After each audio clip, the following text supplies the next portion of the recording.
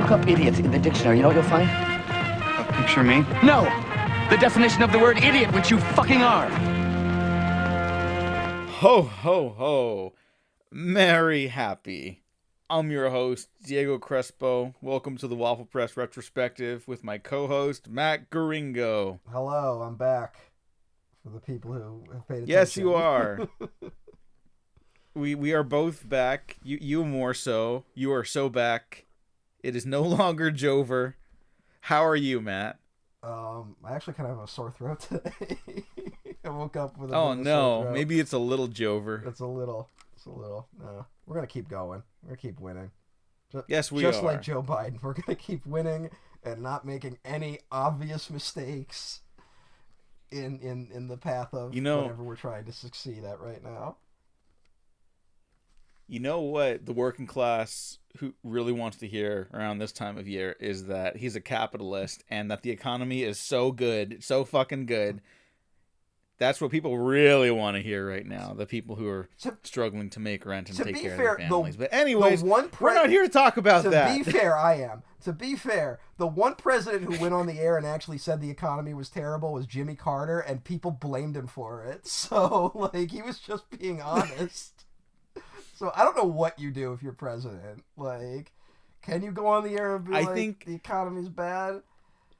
Well, look, here's the thing, and this is semi-related to Christmas. We're here to talk about Shane Blackmas.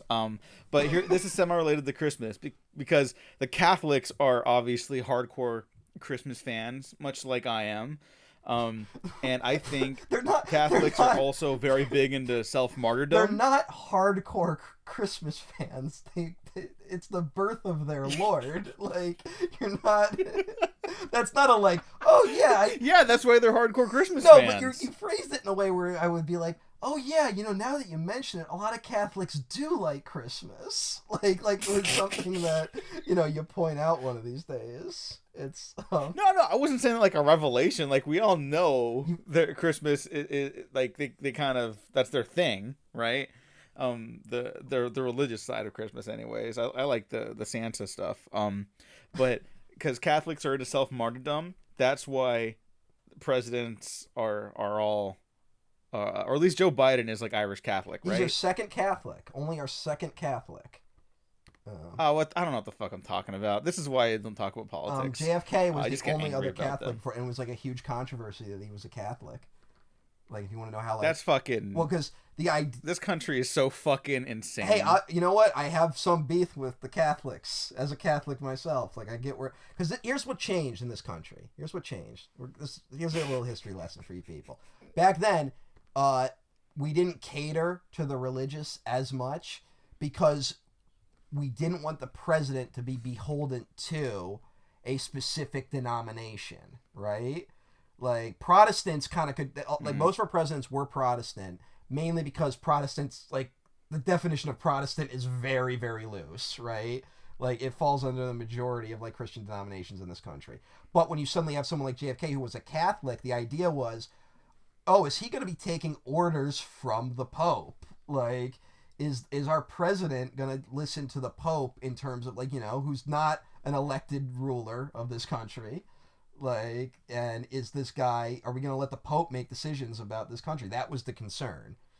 And JFK had to say a lot of stuff to be no, I will not do that. Now, once the civil rights movement got going and the women's rights movement got going, Christians suddenly realized that they couldn't be divided against each other as much anymore. So they stopped calling themselves Protestants. They stopped calling themselves Baptists. They stopped calling themselves Catholics. And they started calling themselves Christian.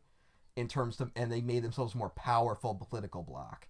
And they united against abortion, but really what they united against was the civil rights movement and women. That's where the modern Christian right comes from. So, that's how things have changed. At the beginning of the 20th century, the three most highest paid speakers in the United States were atheists. And that changed at a certain point.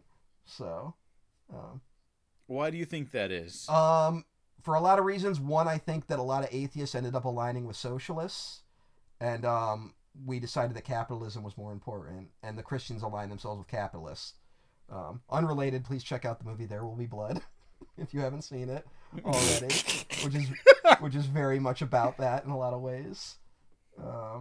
So that's why capitalism is what created this really insane, perverted form of Christianity that exists mainly in America. So we don't talk about that enough in a lot of ways. But Merry Christmas, everybody. Merry Christmas. Speaking of American policies that hurt people around the globe, everyone knows and mostly loves the work of writer-director Shane Black. Primarily his work as a writer, not to diss his directing output. I like his directing output a lot. I see a difference in opinion there. But he had this great quote talking about his original script for Lethal Weapon, where after the Vietnam War,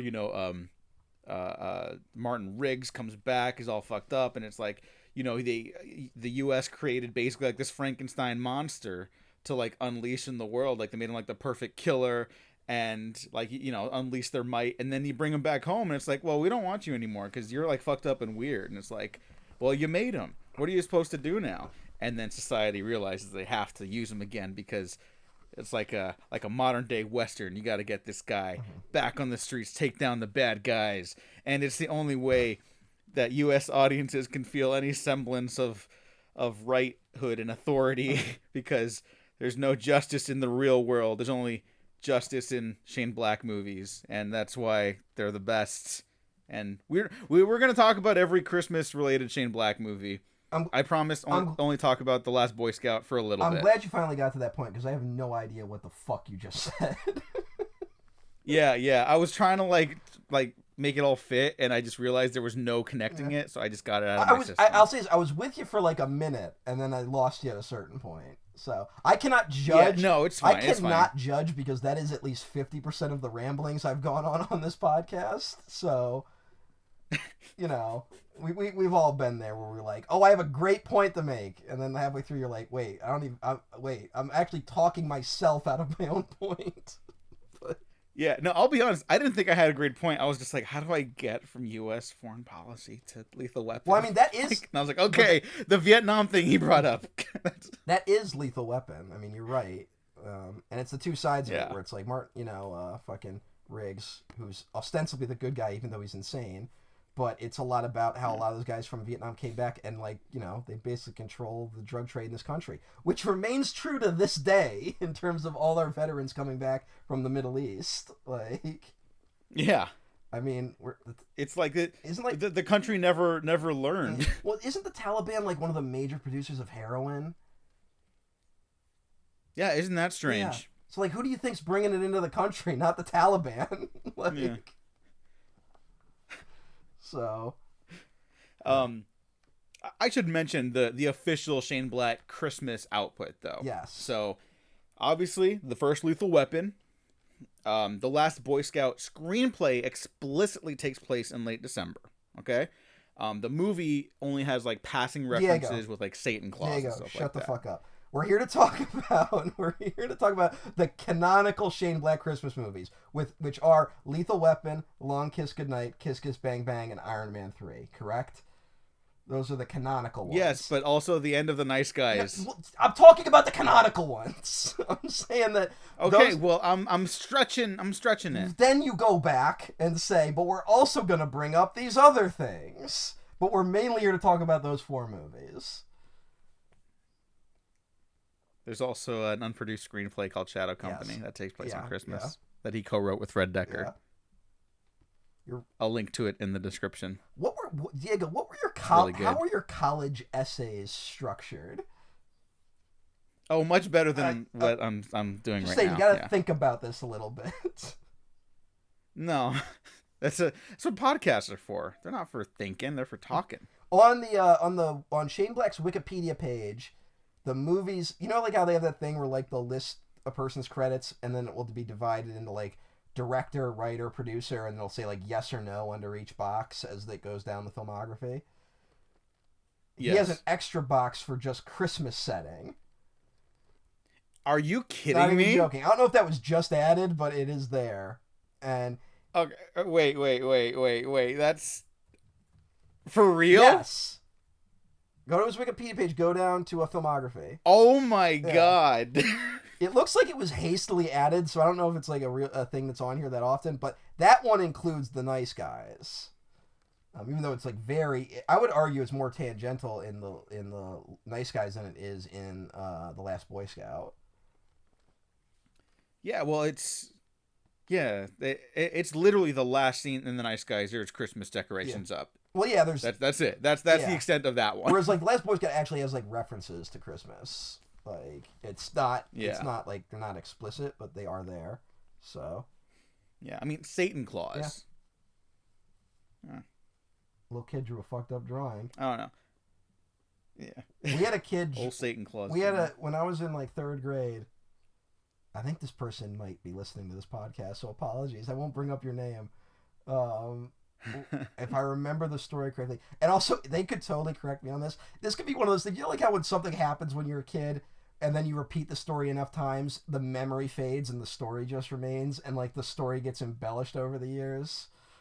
So, like, I could be telling a completely inaccurate version of this, but if I remember correctly, the class got together to draw Christmas wrapping paper as part of, like, a group project. Like, we had, like, a whole thing, and we all got to take a section, and then it would get divided up, and, like, we would, like, all get a piece of it, right? It was some project we did. And some kid in the class drew Santa's sleigh getting hit with a missile. And oh, my it God. caused some controversy. They were just making a joke. This person never did anything even similar to this ever again. Like, they weren't one of those kids where, like, if you open their notebook, you'd be like, holy shit. Like, I think they were just trying to... yeah, like, I need to make a phone call. I think they were just trying to make a joke, and it didn't go over well, and it was 3rd grade, and 9/11 happened at the start of the school year, so...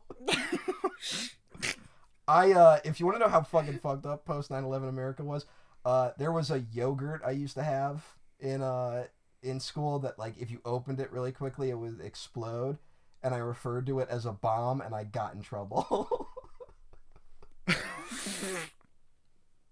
Well, I mean, yeah, don't do that. I mean, you know, I just said it blew up like a bomb in the lunchroom, and then the teacher was like, "You can't say bomb."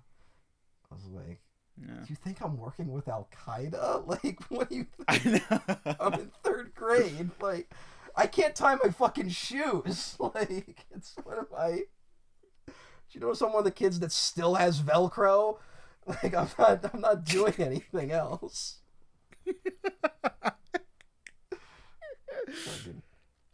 Hey, so yeah, we're here to talk about the kid. Well, I mean, post 9/11, like, you know, the upbringing was a little tight. You know, like, I think we got a little more strict on the kids back then. When were we officially over 9/11 in terms of making jokes about, like, shit? I would say, like, I think, like, where everyone was cool with it was after Osama bin Laden was announced dead. Mm-hmm. Because the way they announced that with John Cena is just fucking hysterical. Nothing against John Cena or even the WWE, although there's plenty to talk about. And also The Rock. But, like, just that video is so fucking funny. But then there's also The Rock, you know? Like, got confirmation before the news did. You know that story? Oh, yeah. What was that? Where he's like, I just got word of some fantastic news. And it's that bin Laden is dead. Like... yeah. What is our world? I think that's actually like a really casual thing where just someone who worked on like Obama's like media team like knew The Rock and like messaged him. Like I think it's something really innocuous, but still it was funny. Yeah. Like he's like, "Hey, Dwayne, bro." They do like the Predator handshake after. They're like, "Fuck yeah, America." That was a moment where we were all like I'm like the biggest fucking peacenik on the planet, but I was also like, well, I'm glad that guy's dead. Like, yeah, that's probably for the best. You know, fucking guy. But that was also that. Shout out to that one person on Twitter who was like, you know, he was kind of justified in doing 9/11, and it was like, what the fuck take was that? Do you remember that? That was like a couple weeks ago. People seem to make that point every now and then. And like, look, I'm not happy with American foreign policy either. Like, but I have a line. Like, yeah. I think my line is terrorism. Yeah, I think my line is flying planes full of civilians into a building. Like, I think that is Full of civilians. Yeah, it's like that's a problem if you ask me. Yeah. But- Here you go. My line that I won't cross is murder. Yeah, the line we won't cross is 9/11. Like, Yeah. but yeah, people. Not to bring up like Twitter shit. But Speaking of false flag operations. Oh God, we'll get to that. No. But you remember that I'm lady? just kidding. You remember when that kid? This was like a few years ago. That kid, some kid at like Disney World got like killed by an alligator. Do you remember this? Like, some kid got killed by like an alligator because they have like little ponds there and it's Florida, right? Like, and someone that's like really fucked up. I don't know why I laughed at that. I'm so it's very funny. But what's not. even funnier is someone got on Twitter and was like, "Look, I don't feel bad that happened to that kid. That's very privileged." And it's like, the fuck are you talking about? It's like that's one of those like moments where like we all have. I think we all have a part of our brain that is fucked up like that. Where like we want to make our point. I don't know. No. Listen, we all have a point of our brain that like we want to make our point so badly that we lose all sense of reason to jump to the point we want to make. Right? That like we jump over and we completely forget what we're talking about. Like I think that unfortunately just exists in a lot of people. I think as evidence, I push forward this entire podcast, but. Normally when we do it... I don't know what's happening anymore. Normally when we're here to talk about Lethal Weapon. Yeah, we're starting with Lethal Weapon. Yeah. By the late great Richard Donner. Yes. Is this his best movie? That's a tough one, honestly. Because Donner is a pretty... Yeah, we talked about him a lot during the Superman episode we did earlier this year, of course. But he's got hits, he's got misses. Yeah. A true journeyman filmmaker. Yeah. I think his best movie, is honestly The Toy, starring Richard Pryor and Jackie Gleason.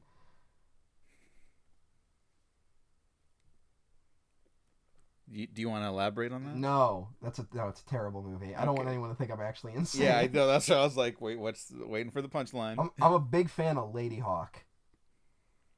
Which looking at its box office might come up on a future retrospective. Hey. So we can always talk Lady Hawk. But yeah, it's. I will say. Go ahead. You go ahead. No, you were making a point. Okay. Well, I just like all the Lethal Weapon movies, even 3. It's like the least entertaining. Yeah. But I like the sequels. 3 is the one. I mean, Lethal Weapon is the best one. 3 is just the one where it feels like all the elements that were good in the other ones have like left, and now they're just like it's like a riffing on that other stuff. It's still okay though. Like, I don't know which. So like for a buddy cop movie, like it's still it's one of the better ones still. You know, like that's kind of my barometer. How do you feel about 4?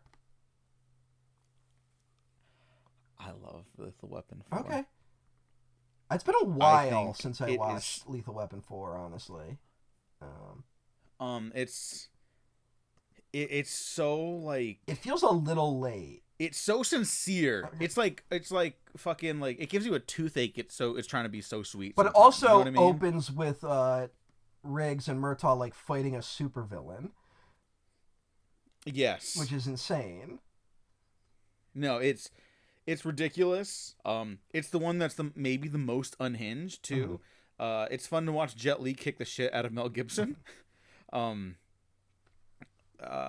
ending, the final scene, is maybe the single corniest scene ever filmed for like a major motion picture. Do you remember this?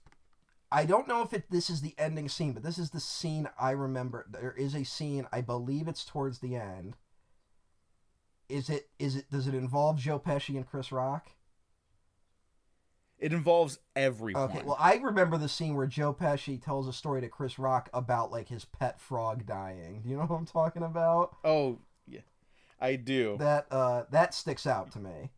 But again, it's been like You want to know? I barely remember the movie outside of that. So. Okay, something that's really sad. When I was a little kid, that scene, Joe Pesci opening up about that story, it broke my fucking heart. Did you cry? It made me so sad. This little Italian man, so sad about his little frog, and now he's got this found family, and I was just like, oh, my heart. He because I saw that when I was like 10.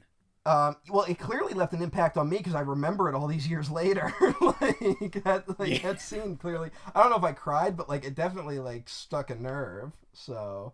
Mm-hmm. But the final scene, and we'll talk about the first movie. Sorry about this, but the final scene in the Lethal Weapon franchise is everyone getting together because two of the female co-leads have given birth, right? Mm-hmm. So they're all at the hospital with the entire supporting cast throughout the franchise, and they're like, just all the friends or family? And then everyone goes, we're not friends, we're family. And they take the picture, and then they cut to credits with postcard pictures of all the other movies set to Why Can't We Be Friends? That's a good note to end the whole series on, I guess.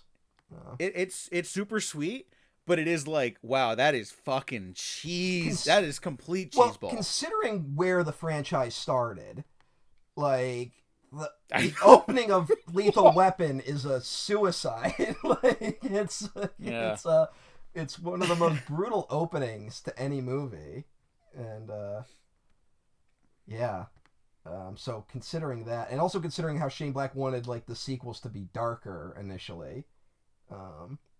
Yeah. Can we talk about that real quick? We'll talk about that, but let's just keep it to the first one for right now.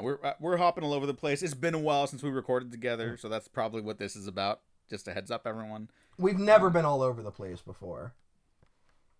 Yeah, but this feels like we're taking swings right now. Completely uncoordinated swings. All right, where do we start? When did you first watch Lethal Weapon? I think I came to it a little later than a lot of the other action movies of that era, but I definitely watched it with my father at some point.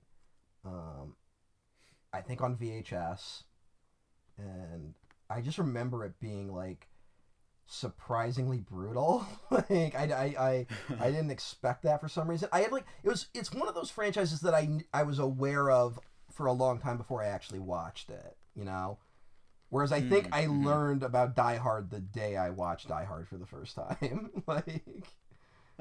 Whereas like Lethal Weapon kind of hung around for some reason. I don't know why. Maybe it's just like it is one of those franchises where just like you would see that poster in like Blockbuster all the time.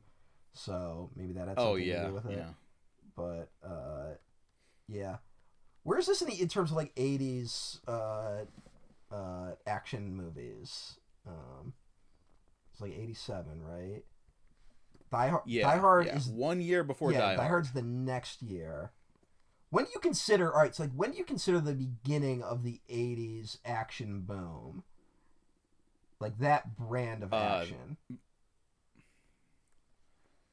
I think 87, frankly, because it's Lethal Weapon and Predator come out the same year. I think that's pretty definitive. I don't know. Not to dismiss the earlier 80s stuff. There's a disagreement. I think Lethal Weapon, Predator, and then Die Hard the following year, that is the peak, right? Like you can only go downhill from that, essentially. Yeah. But I'm just talking about like when did this like start? Because I think Lethal Weapon is like kind of one of those where like of the three we just mentioned, you could make the argument for either movie as being the 80s action movie, right? Like, I don't know where you fall. I maybe fall on Die Hard as being the 80s action movie. I do. Yeah, like, sorry to be basic, I'll just say it. Like, yeah, Die Hard, Christmas movie, all the fucking generic bullshits about it being a masterpiece, I completely agree with. I'm sorry. They aren't unearned, like... Yeah, like some things just are. Yeah, so I could see that, but like I think if someone argued for Lethal Weapon, I wouldn't like push against it, right? I wouldn't outright dismiss it. No, I'm trying to think. So, 48 Hours is 82, which is like I think like one of the early like buddy cop movies, right? And that Yeah. Oh, that might be like the thing that kind of maybe kicks the door down even, Yeah. because that movie holds the fuck up. 48 Hours rules. Everyone, if you haven't seen 48 Hours, check it out. You don't need to see the sequel. But, I mean, Walter Hill kind of can be like the kind of like 80s action guy, because The Warriors is 79, I mean. And that is that's definitely a 70s movie more than an 80s movie, but it does feel like the sort of, oh, there's something building here, right? Like, oh, there's a new brand of action movie coming. So up until this point, action movies were movies where like there was an action sequence in it, but there weren't like they weren't built around the action, you know?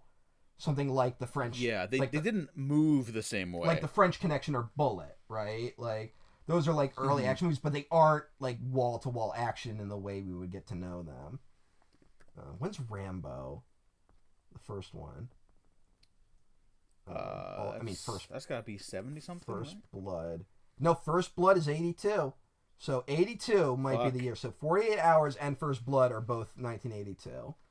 So I think. Okay, you know what? Yeah. I'm just saying as like the beginning. Yeah, the beginning of it. I think just when we get to Lethal Weapon, it's just the peak of the genre. You know, of 80s. Yeah. I want to shout out Mad Max 2 and Escape from New York. Yes. Escape from New York, it's not super actiony the way we're describing now, but for that time, it's sort of like a apocalyptic adventure movie. Yeah. And Mad Max 2, that is a straight up like action. Yeah, but I also think both of those are kind of like slow burns in terms of their effect on the culture, right? Like Mad Max 2, it's from Australia. They rename it in the United States. It gets a slower release over here, but it does make a lot of money. And then Escape from New York is a hit, but it's also like it's a movie that benefits from the VHS era. It's also a movie where like had it been made like 5 years later, it would have been a completely different movie, you know? Yeah. Do you think the Bonds qualify at this point? Well, the Bonds are definitely they're the closest we have to an action genre in like a series, like. Because, I mean, that's movies where, like, he's, like, flipping cars. They're, like... And that's one where they are gravitating towards whatever is the taste of the day, right? Like, if blaxploitation is big... Which they still have done. It's not a bad attitude, but it's like, if blaxploitation is big, suddenly there's a lot of blaxploitation elements in James Bond. If kung fu is big, suddenly there's a lot of kung fu elements. Like, that seems to be the thing. But that's definitely a part of it. But this is also... The 80s is a weird...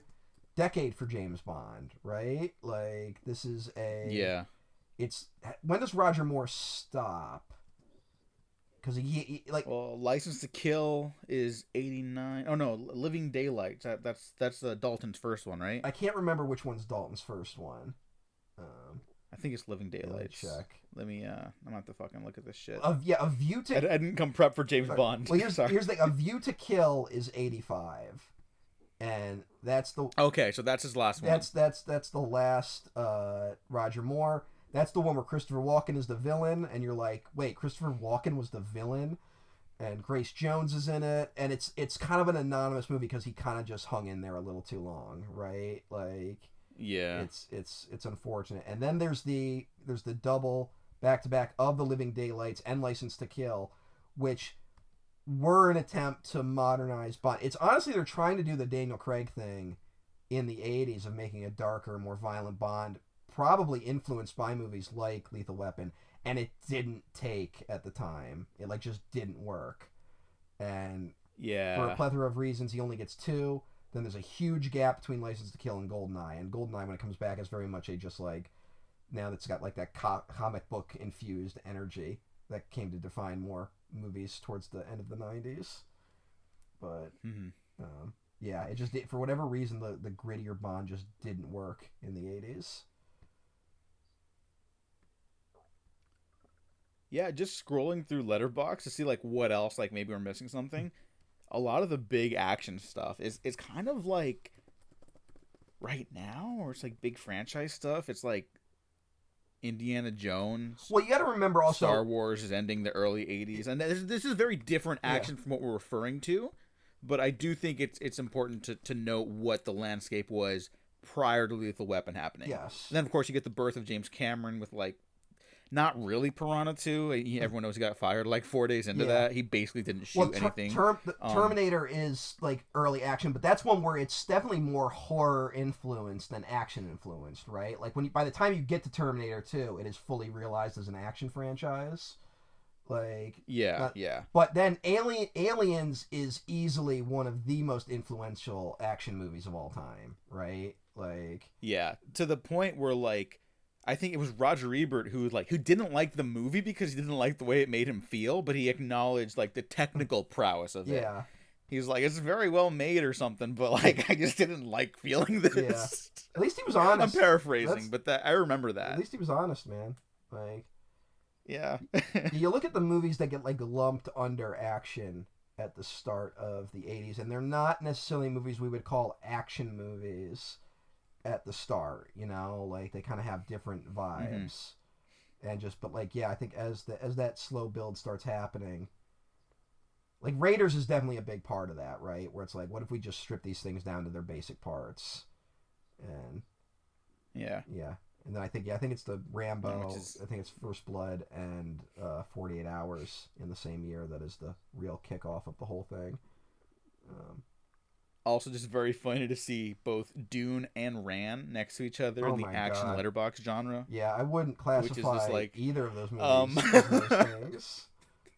Yeah, I would politely disagree. Yeah, so... so that's kind of the world pre-Lethal Weapon, and then and when does like canon Shane Black? When does like canon films? Because that's the other thing, is like when's canon? I'm just gonna look up when Death Wish 2 came out because that's also like really important. Death Wish 2, that's 82, so that's the yep. So 82 is definitely the beginning of that because that was also kind of the like coming out party for that style of canon film. But we have to talk about Schwarzenegger a little bit too, because after Terminator, he's really starting to take off. Well, he's a Terminator, and he does stuff like Raw Deal. Raw Deal. Oh, sorry, were you gonna say something? No, Raw Deal is just not a movie I'm a huge fan of. But okay, I think it's okay. It's okay. It's one of those where like, had I maybe saw it earlier, I would have liked it more. But like, he's also got like Conan the Barbarian in there, and like that's not like that's more of a fantasy film, but it's definitely kind of building this sort of like muscle man action movie image. That became more important. I guess this is the 80s when like wrestling just starts to get big. Like I think so. Yeah, I'm thinking about getting into wrestling. Everyone who gets into it falls in love with it, so maybe I should too. Yeah, I'm starting to think it. Actually, you know what? No, I can't. I got to get into anime again. That's the discussion. I'm already into anime, so. Yeah, so you can go ahead and let me know how this wrestling thing goes. When does Fist of the North Star start? Because that's important in terms of action, even though I don't know when it came to America. But I actually don't know. 83 it looks like was when that manga started being published in Japan. As for the United States, I have no idea, but that's early just fucking beating the fuck out of motherfuckers. So so Lethal Weapon is part of the peak of this sort of film, and Shane Black gets to write it's the right for the rest of his life thanks to it, arguably. Yeah. It's I mean, like the thing about Shane Black is none of his screenplays are ever like unloved by Hollywood when they're in this like film noir action genre.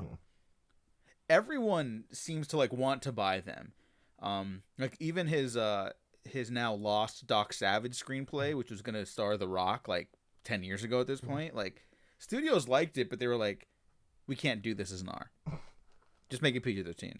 Yeah, and that's the mistake. To their credit, they didn't want to like compromise that. So to piggyback off your point about like him not being able to get something like Doc Savage made because it can't be an R, it's what's so weird about The Predator, that movie, because like it kind of feels like that's the perfect outlet, because it's like that was going to be an R no matter what, right? So it gives him the outlet, and then it's so strange that they still tried to turn it into like generic fucking PG-13 movie, even though it was always going to be an R. Like, yeah, it's ridiculous.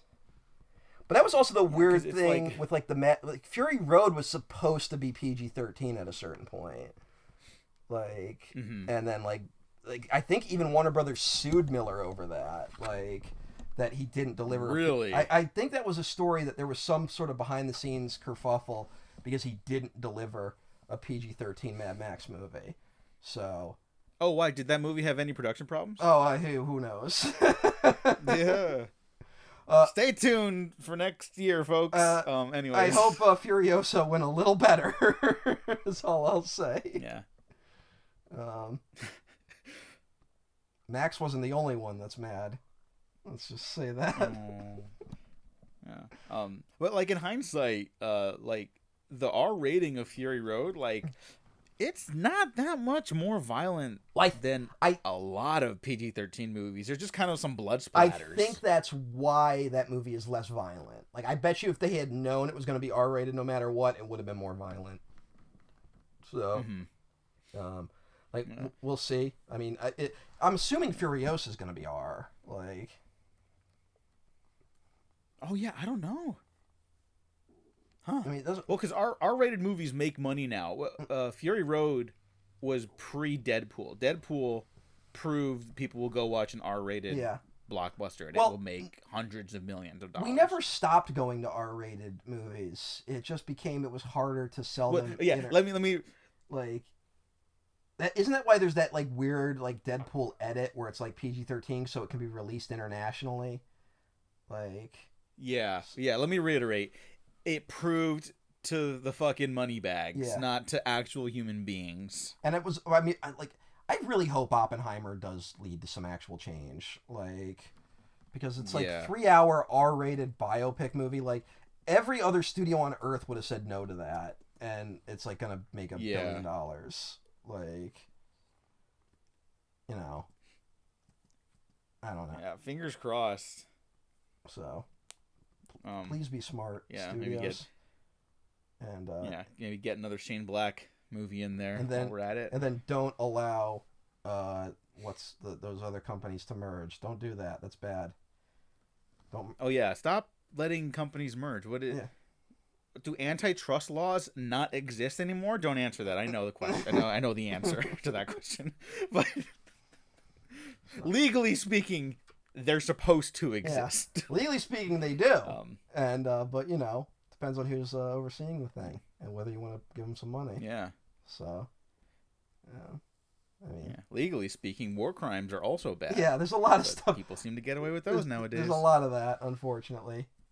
I mean, legally speaking, stealing an election is bad, but you know, we laugh through the pain. Yeah, that's isn't that the message of Lethal Weapon? A little bit, because it is also a very funny movie. It's funny that we're mentioning how like this is a much darker movie than its successors. Well, I think it's still very funny. It's very funny, but it is one where I think it's labeled as an action comedy, and this is definitely much more of a like action film that has comedy elements, right? Like this one, two is where they kind of solidify that it is an action comedy film, but this one is much more straightforward, which I think throws people off sometimes. Yeah, to the point where for a while I would have said Lethal Weapon 2 was my favorite of the franchise. And I do think it's something that's for a while was easier for me to throw on just because it's so much more action oriented.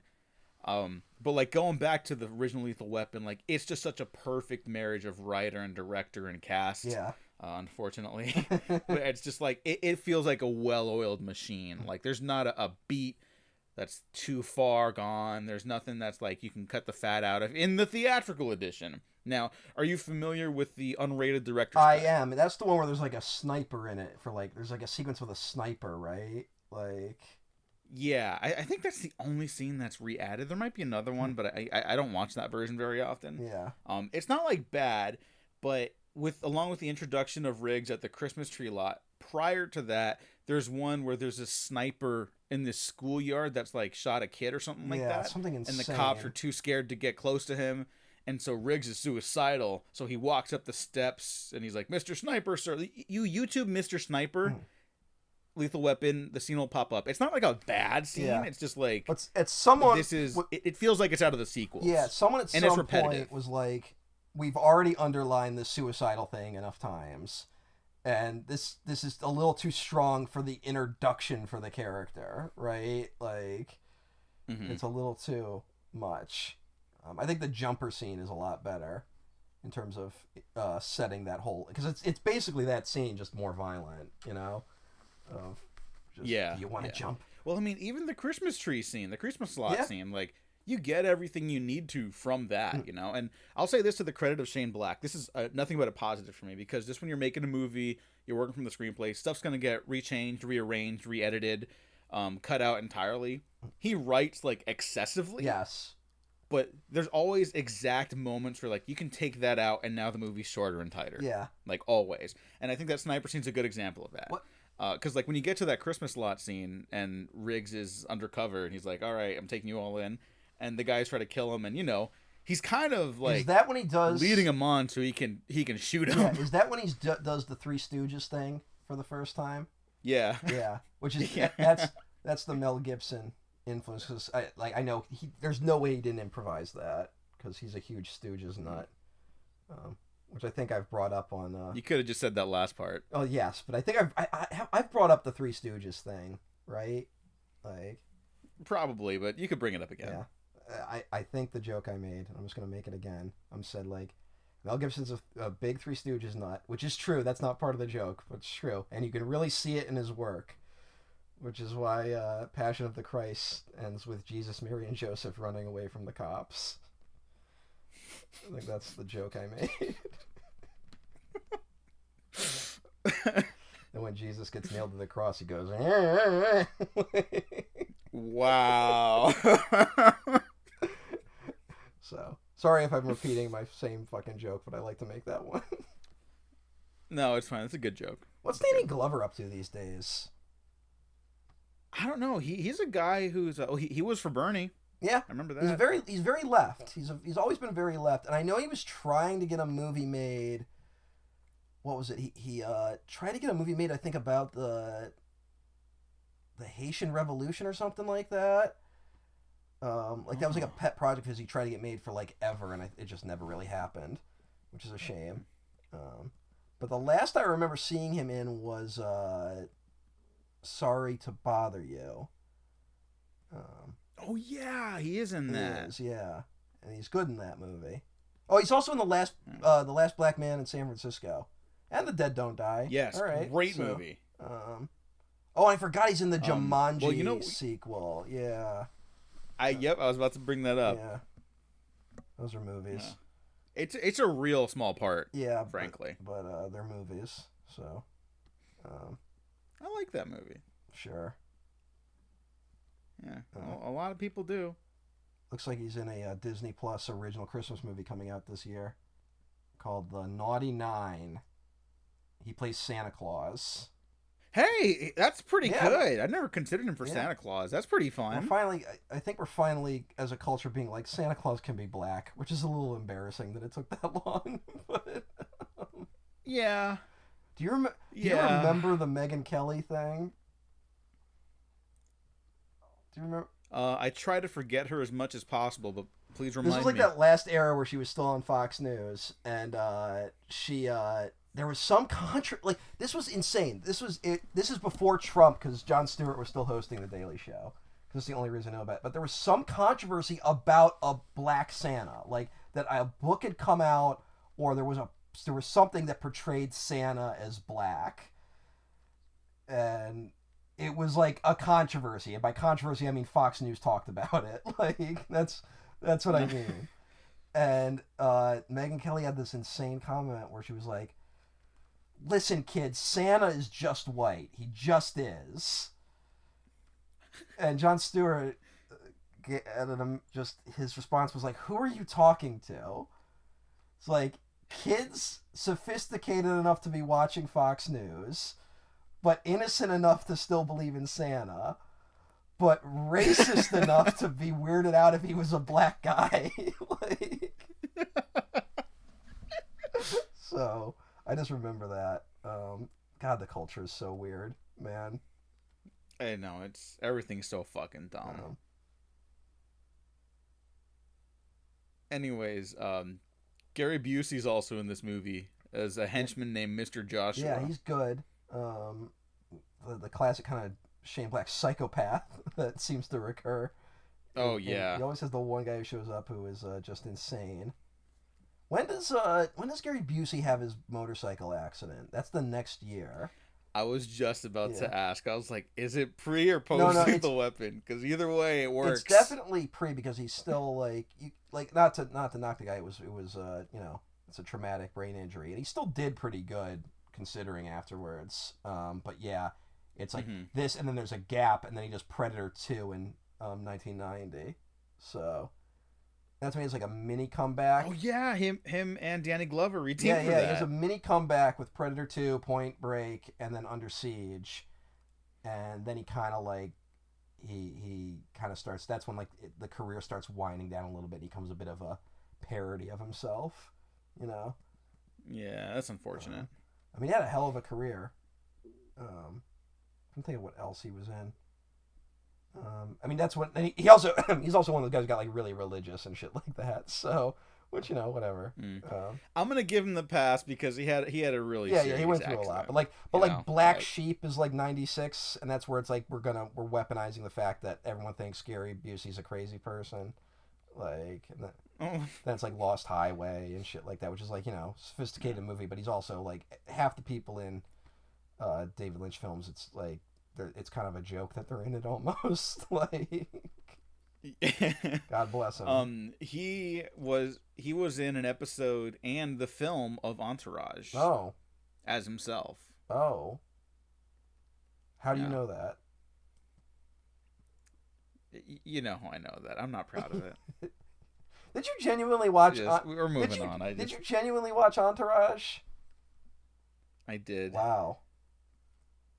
Yeah, I'm not proud of my past. I have seen a good amount of Entourage, but I've never watched it. What's the movie they make? Is it Medellin? Is that the movie? Yeah, Medellin. Yeah, that's all I remember. And it turns out to be dog shit. Yeah, they fuck up, and like the next season starts with that bombing. My dad was a big Entourage fan, so that's how I know some of this. And it is one of those where like Italian representation. No, it's one of those where I'm just like, I'm not going to unpack this before my father dies.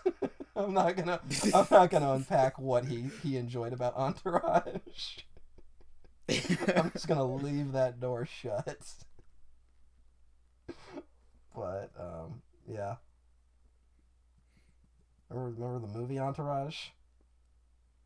I do. It bombed. Yeah. It came out next to Jurassic World. Why did they do that? God. Like, come on, guys. God, I know. What a fucking terrible weekend in America. God damn.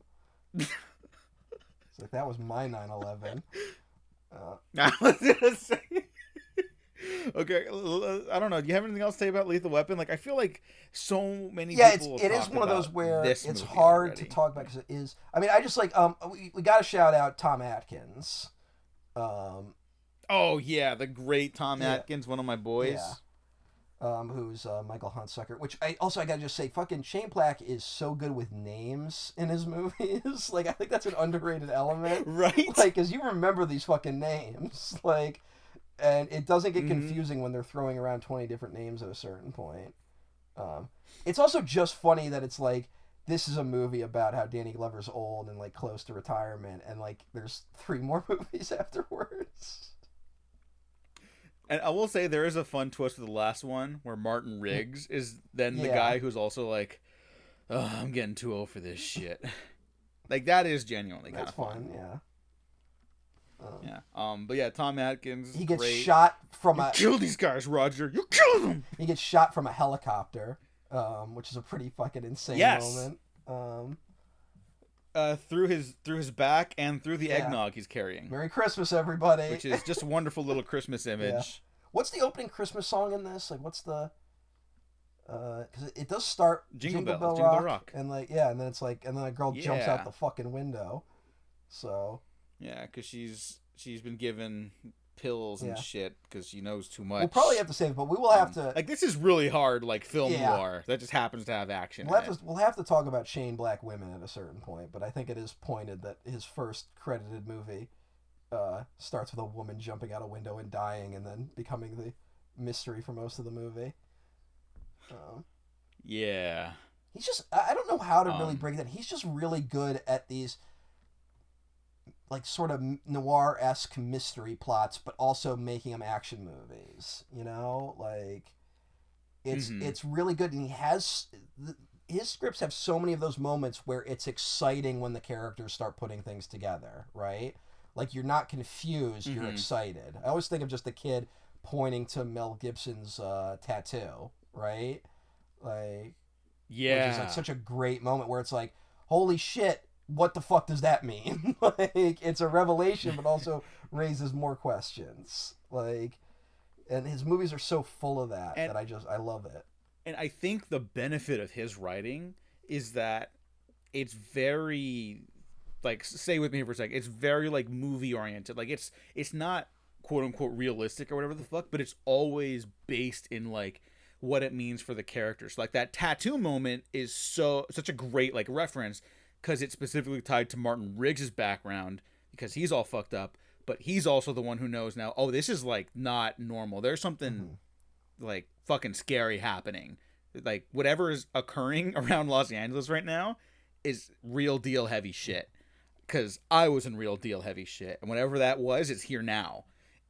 You know, like, it's like, maybe it's like a little coincidental, but you're not thinking about it being too coincidental because you're so invested in the actual characters. And so the sequel has more weird coincidence where it turns out the guy was the one who also killed his wife or whatever the fuck. Like, yeah, which I also do believe. Maybe I'm wrong because they've never unearthed the original Lethal Weapon 2 script that Shane Black wrote. I believe that was always there in Lethal Weapon. I wouldn't be shocked because that's also, I think it was supposed to be the movie where Martin Riggs died. Like, that's the whole thing about Lethal Weapon 2. And they were like, we're not doing that. And not to be that fucking asshole, but I kind of agree with that. Not in terms of the franchise, but I kind of brush up against the idea that, like, this is a guy who was suicidal, and then you end the sequel with him dying. Like, you know. Yeah. I just brush up against that a little bit. So. No, I agree with that. And we'll talk about another movie he did with similar characters with suicidal tendencies getting to live. But I also agree it's a better decision to make him live. Now, would I have killed off his love interest in the second one? That's an insane choice. I don't know. Like, that's an insane choice. Yeah. Yeah, it's like they fixed, maybe not fixed, but they decided not to kill their lead, and they're like, oh, let's just make his life even worse, though. It's like, I don't know. I don't know if I agree with that either. But like the Shane Black's thing, like we're mentioning him as like a film noir, like action, like writer. I think he kind of stumbled upon action eventually. Not that he was like adverse to genre, because, you know, he's co-written Monster Squad, the Shadow Company that I mentioned at the top of the episode, which was going to be a John Carpenter script. So, you know, straight genre. Shadow Company stuff. Also being the name of the organization in Lethal Weapon. Yes. So it's like, he's just pulling from his library. You know, you're allowed to do that. I mean, there's a lot of recurring stuff in his movies. Like, he just uses the mercenary stuff is always very mercenaries, like, prevalent. I mean, Christmas being the obvious one, but I mean, this has a very similar opening to The Nice Guys, right? Like, they're very similar openings in a lot of ways. Yeah. And I mean, the naked body out in the car, like the image is exactly the same. Yeah. It's for whatever reason he can kind of get away with it. Like, it's kind of funny. Yeah. Like, sometimes it is like literally the exact same element across multiple movies, and he gets away with it. My old thing is he's always trying to get a movie made so he can finally do the sequel to Lethal Weapon he never got to do, and he never gets the sequel because his movies always bomb. But yeah, I know. I completely agree with that reading of it. There was Black had also mentioned that, like, his original draft of Lethal Weapon, like, which he wrote like straight out of UCLA. God damn. it was Fuck like you. dark. I know it's fucking. It makes me feel like shit. I'm like, what the fuck am I doing with my life? Yeah. But it was like 140 pages long. It was supposed to be darker. This is the script that also has like a big truckload of cocaine exploding over the Hollywood Hills. So it's like snowing, like it's snowing cocaine over the Hollywood sign, which is just such a fucking incredible image. I really want someone to put that in a movie. Well, I think he does have Ideally that. But him. Also, I think on some level he might know all the stuff he's putting into his screenplay isn't going to make it into the movie, but he knows a compelling image when he sees one. Like he's got like ideas that are going to stick with you no matter what, you know? Yeah. And he seems to be like he knows how to play the game now more as he's gotten older. But his writing can be very cynical. Yeah. And very pointed, which I just really appreciate. Yeah, very cynical and just also, but like, I don't know, he had that reputation. He was kind of the Hollywood script guy for the longest time. And it was kind of between him and like Joe Esterhaus were like the two competing guys. And at a certain point, Shane Black was smart enough to be like, I got to step back and kind of like refocus my career. And Joe Esterhaus kept going until like Hollywood like fucking executed him. Like, it was so. But I mean, it's like famously his scripts like will be like, I know you're reading the script right now. I'm telling you, this scene will be great. Like he writes stuff like that into his scripts. Like, like the narrator of Kiss Kiss Bang Bang is basically just him. Like, it's just how he writes apparently. But so I just at that time it's an art form that's kind of been lost. Like we don't really develop movies this way anymore, you know? Yeah. And it should be mentioned that part of that is one of his mentors was William Goldman, legendary screenwriter who died a decade ago, I think now. I brought him up before for sure. Yeah, one of the other like perfect screenwriters. Like even when his shit's bad, it's like still fascinating. So yeah. I have his draft of a Shazam screenplay. Yes, that DC character Shazam. Oh my god, really? Yeah. It fell off a truck in front of my house, so I'm gonna read it. Is it any good? Oh, you haven't read it yet? I haven't read through it yet. That honestly, because he always said like he's not a special effects writer, but he did take a paycheck. So I'm like, let me see if he cooked, you know. I mean, I think he could. Of the superheroes, it feels like that's the one to team him with. Like that makes an odd amount of sense in a weird way. So. Yeah, classical, but like you could tell a really compelling story like in modern day with him, and like he never lost it as a writer. So yeah, I guess you're right. Like what was like the last few things he was doing? Let's see. I maybe I'm about to eat my words right now, but let's see. I mean, just so everyone knows, like he wrote Butch Cassidy and the Sundance Kid, All the President's Men, both the novels and the screenplays for Marathon Man and Princess Bride. Although I believe he was unhappy with the finished version of Marathon Man because they changed the ending. His last few movies aren't the best. I'll say that, but he has some good ones, you know, in there. Yeah. He wrote The Ghost in the Darkness, apparently, which I did not know. Oh, right. Okay, so Dreamcatcher. Yeah, Dreamcatcher, which is a weird one where, like, it has, like, some of the most overqualified people on a movie that is, like, insane. So... Yeah. But it's also just kind of boring, isn't it? I might be a Dreamcatcher defender. Okay. I'm just going to throw that out there. Hearts in Atlantis, which I haven't seen. General's Daughter, which I don't like. Can I rant a little bit about Hearts in Atlantis? Sure. Hearts in Atlantis is based on a Stephen King story. Now, it was part of a collection. It's I think like a 4 novella collection that he wrote or something like that. He did a few of those called Hearts in Atlantis, but it doesn't adapt the Hearts in Atlantis story from that collection. I believe it adapts a completely different story. And I think it adapts the story Low Men in Yellow Coats. I think it's like it's a weird adaptation of that. But that story is specifically tied to the Dark Tower series, so they had to like remove all those references. It's a weird one. That's that weird like post Shawshank Redemption where we take Stephen King like way too seriously in a lot of ways. No. So Where it's like, is he sitting on another Shawshank? And the answer was no. But okay, so maybe he lost a step here and there, but I'm wondering how much of that was also the directing. But I might be a Dreamcatcher defender. I'm just gonna throw that out there. We maybe do that one of these days. Yeah. Just since we're on William Goldman, his last credited film was Wildcard, but that's only because he also wrote the book it's an adaptation of. Okay. Heat. It's the 1985 or 1986 film Heat, which is an adaptation of his book of the same name, which is not Michael Mann's Heat. Yeah. Yeah, the other one. I forgot Goldman. Yeah, he was also one of the 17 guys uncredited on The Last Action Hero. Yeah. What a great film. But yeah, bad movie.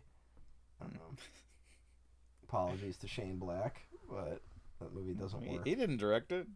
He did. He doesn't have a writing credit on it though. He does, yeah.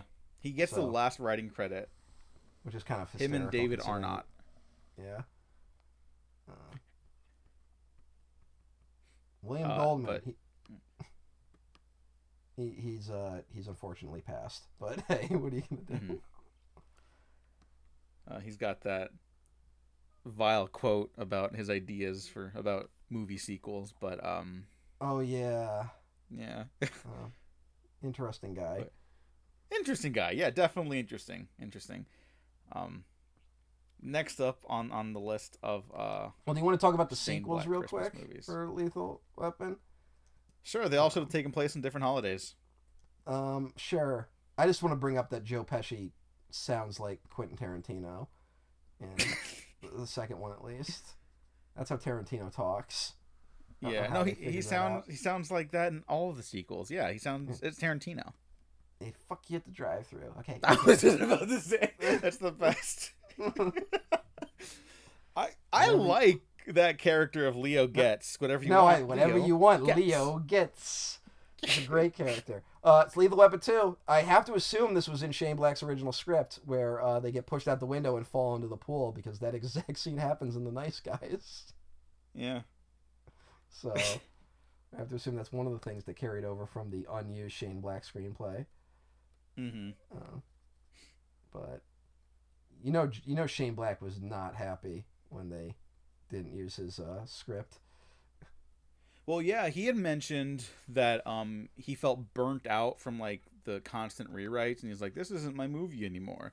And I believe 20 years on from 1989, I didn't set this down in a link or anything like that, so maybe I'm wrong, but I'm pretty sure I remember him saying he was maybe a little too trigger happy or something back then. He should have stuck through and just written what could have still been his Lethal Weapon 2. He's said a lot of... I think he must have been a fucking... No offense to the guy. I think he might have been a fucking nightmare to work with in the 80s and 90s. Yeah. It sounds like he was a bit of a tough customer. Yeah. But to his credit, he also mentioned that the original subtitle for Lethal Weapon 2, it was called Play Dirty. So if anyone finds a screenplay with the title Play Dirty, send it to me. But he had mentioned that Black had mentioned he felt that he failed the producers even, and he was like, maybe I should even give them my payment back. But his agent was like, don't fucking do that. Are you a fucking idiot? No, yeah, you got paid for your labor, you moron. Yeah. I'm guessing that coke over the Hollywood Hills stuck around the area for a while. That's what I will say. But yeah, and I know he's not a fan of how the sequels do lean more into the comedy, to the point where I'm pretty sure a line in The Last Boy Scout about hitting someone with a surfboard and saying "Surf's up, pal" is a direct dig at Lethal Weapon 2, because one of the henchmen gets killed by the surfboard on that highway chase. That sounds about right. Yeah. I still like Lethal Weapon 2. But no, I do too. It's no Last Boy Scout. No. Yeah. But what is? Yeah. But although, if you want to watch a bunch of fucking racists get murdered in awesome ways, Lethal Weapon 2, that's the movie for you. Yeah. Free South Africa, you dumb son of a bitch. Yeah, you dumb son of a bitch. Oh It's yeah, and kinda there's crazy that great. apartheid is like the key element of that movie. I know, and it's like, yeah, let's kill the people responsible. I mean, hey, Yeah.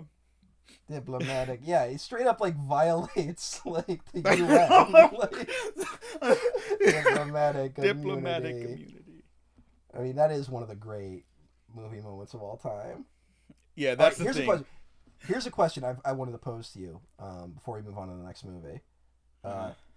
Shane Black, there's a lot of Shane Black isms in each one of his movies, right? Like certain lines of dialogue. What's the worst one in Lethal Weapon?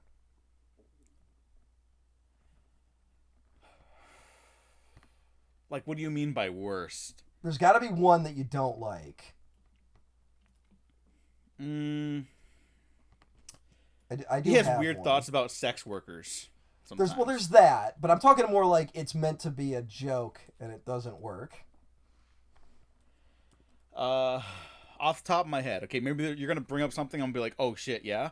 But off the top of my head, something that does rub me the wrong way on rewatches is when Murtaugh is kind of like he's joshing around with the sex worker at the crime scene, and I don't even remember the exact quote, but he's saying like, oh, like don't want to like sleep, like you gotta get some sleep before you gotta sleep on the job or whatever the fuck, and she's like, you're hilarious, and it's just outright sexist at the very least, if not just like outright insulting, you know? Like I can't remember the exact quote, but I just remember that moment always is like, I brush up against that now. I have a line. It's not what nearly did you have? that, but it rubs me the wrong way. It's right after Martin Riggs rescues them towards the end of the movie, and goes, "What did one shepherd say to the other shepherd? Let's get the flock out of here." I'm like, let's not do that line right now. Oh, that's all it is. Okay, yeah, it's not great. Not my favorite line in the movie. No. It comes after a weird moment where like his daughter was kidnapped, and like that's an insanely intense sequence. Like, yeah. So as I've gotten older, and like I'm obviously very pro violence in cinema. Like I love these types of movies, but like when it's like families in danger and stuff now, I've definitely become more like, all right, tread lightly right now, because this can go. I can turn on this really fast. Like just my sentiment, I guess. My attitude and so that element does get more intense as I get older. Yeah, my attitude is just also the daughter's boyfriend gets shot and killed. Oh yeah, I forgot. Yeah, like see what I mean? Like this is a pretty dark movie. Yeah. So, yeah, it is a fucked up movie. Yeah, they kill a high schooler. It's crazy. Yeah, a house blows up in this, which is, it doesn't happen in The Nice Guys, but they show up at a house after it burned down. So there's another recurring thing. I don't know if you saw that news report like about a week ago from the time of recording, where like a house blew up in Boston or something like that. Like, when the police showed up. Yeah. And then people were quote tweeting Lethal Weapon like, oh, they were gonna bust Dixie. And I was like, that's a little funny, but I think someone died. So that's one of those things where it happened, but like 17 other insane things happened that day, so it went down. Why did that house blow up? Yeah, right? Let me look that up. Yeah. Let me see. Was it Boston? I think it was Boston. It feels like something that would happen in Boston. No offense to the city of Boston. Well, here I'll just say this. Oh, the only thing I'm seeing is one person injured after house explodes. So this is back in November. Okay. So whoever did it, I guess, didn't die, but it doesn't feel like there was any follow up.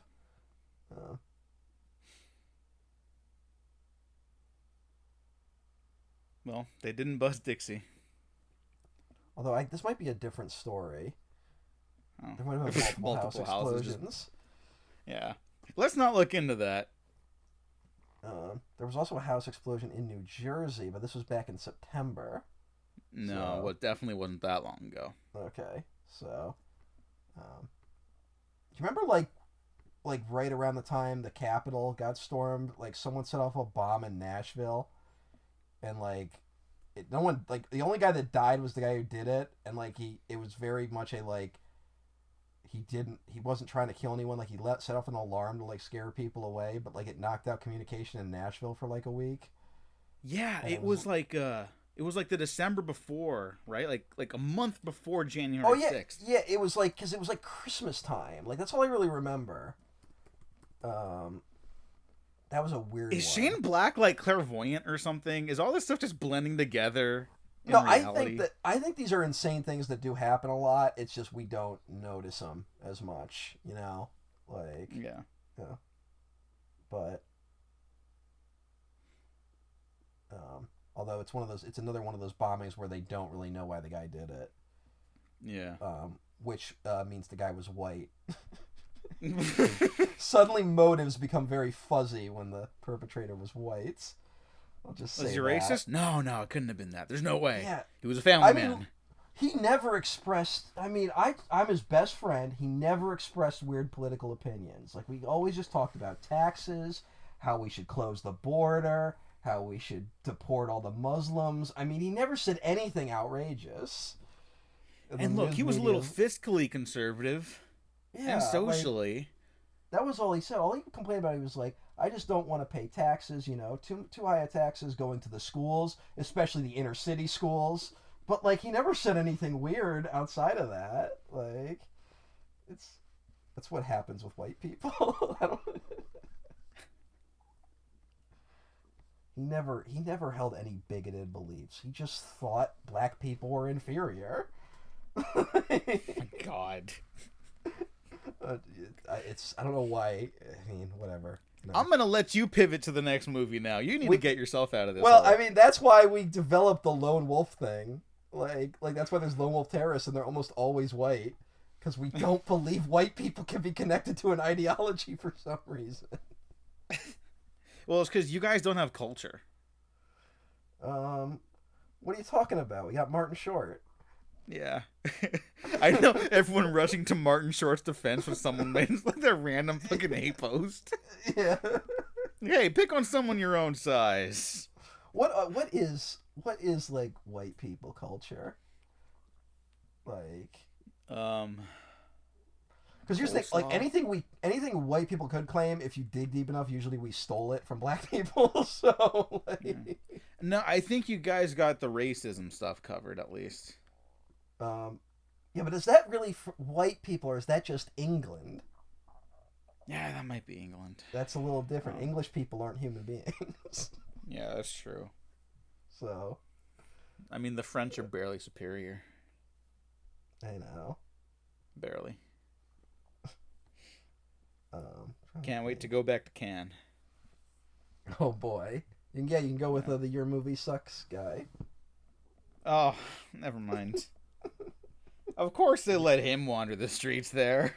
Yeah, I mean, he's one of the most professional critics on YouTube. Like, we're all waiting. By the with way, bated everyone's breath. like, oh, France is such a beautiful country and all that shit. It smells just as bad as downtown LA. Don't fucking let them, the French propaganda trick you just because some of their artists are talented, okay? Everyone needs to know this.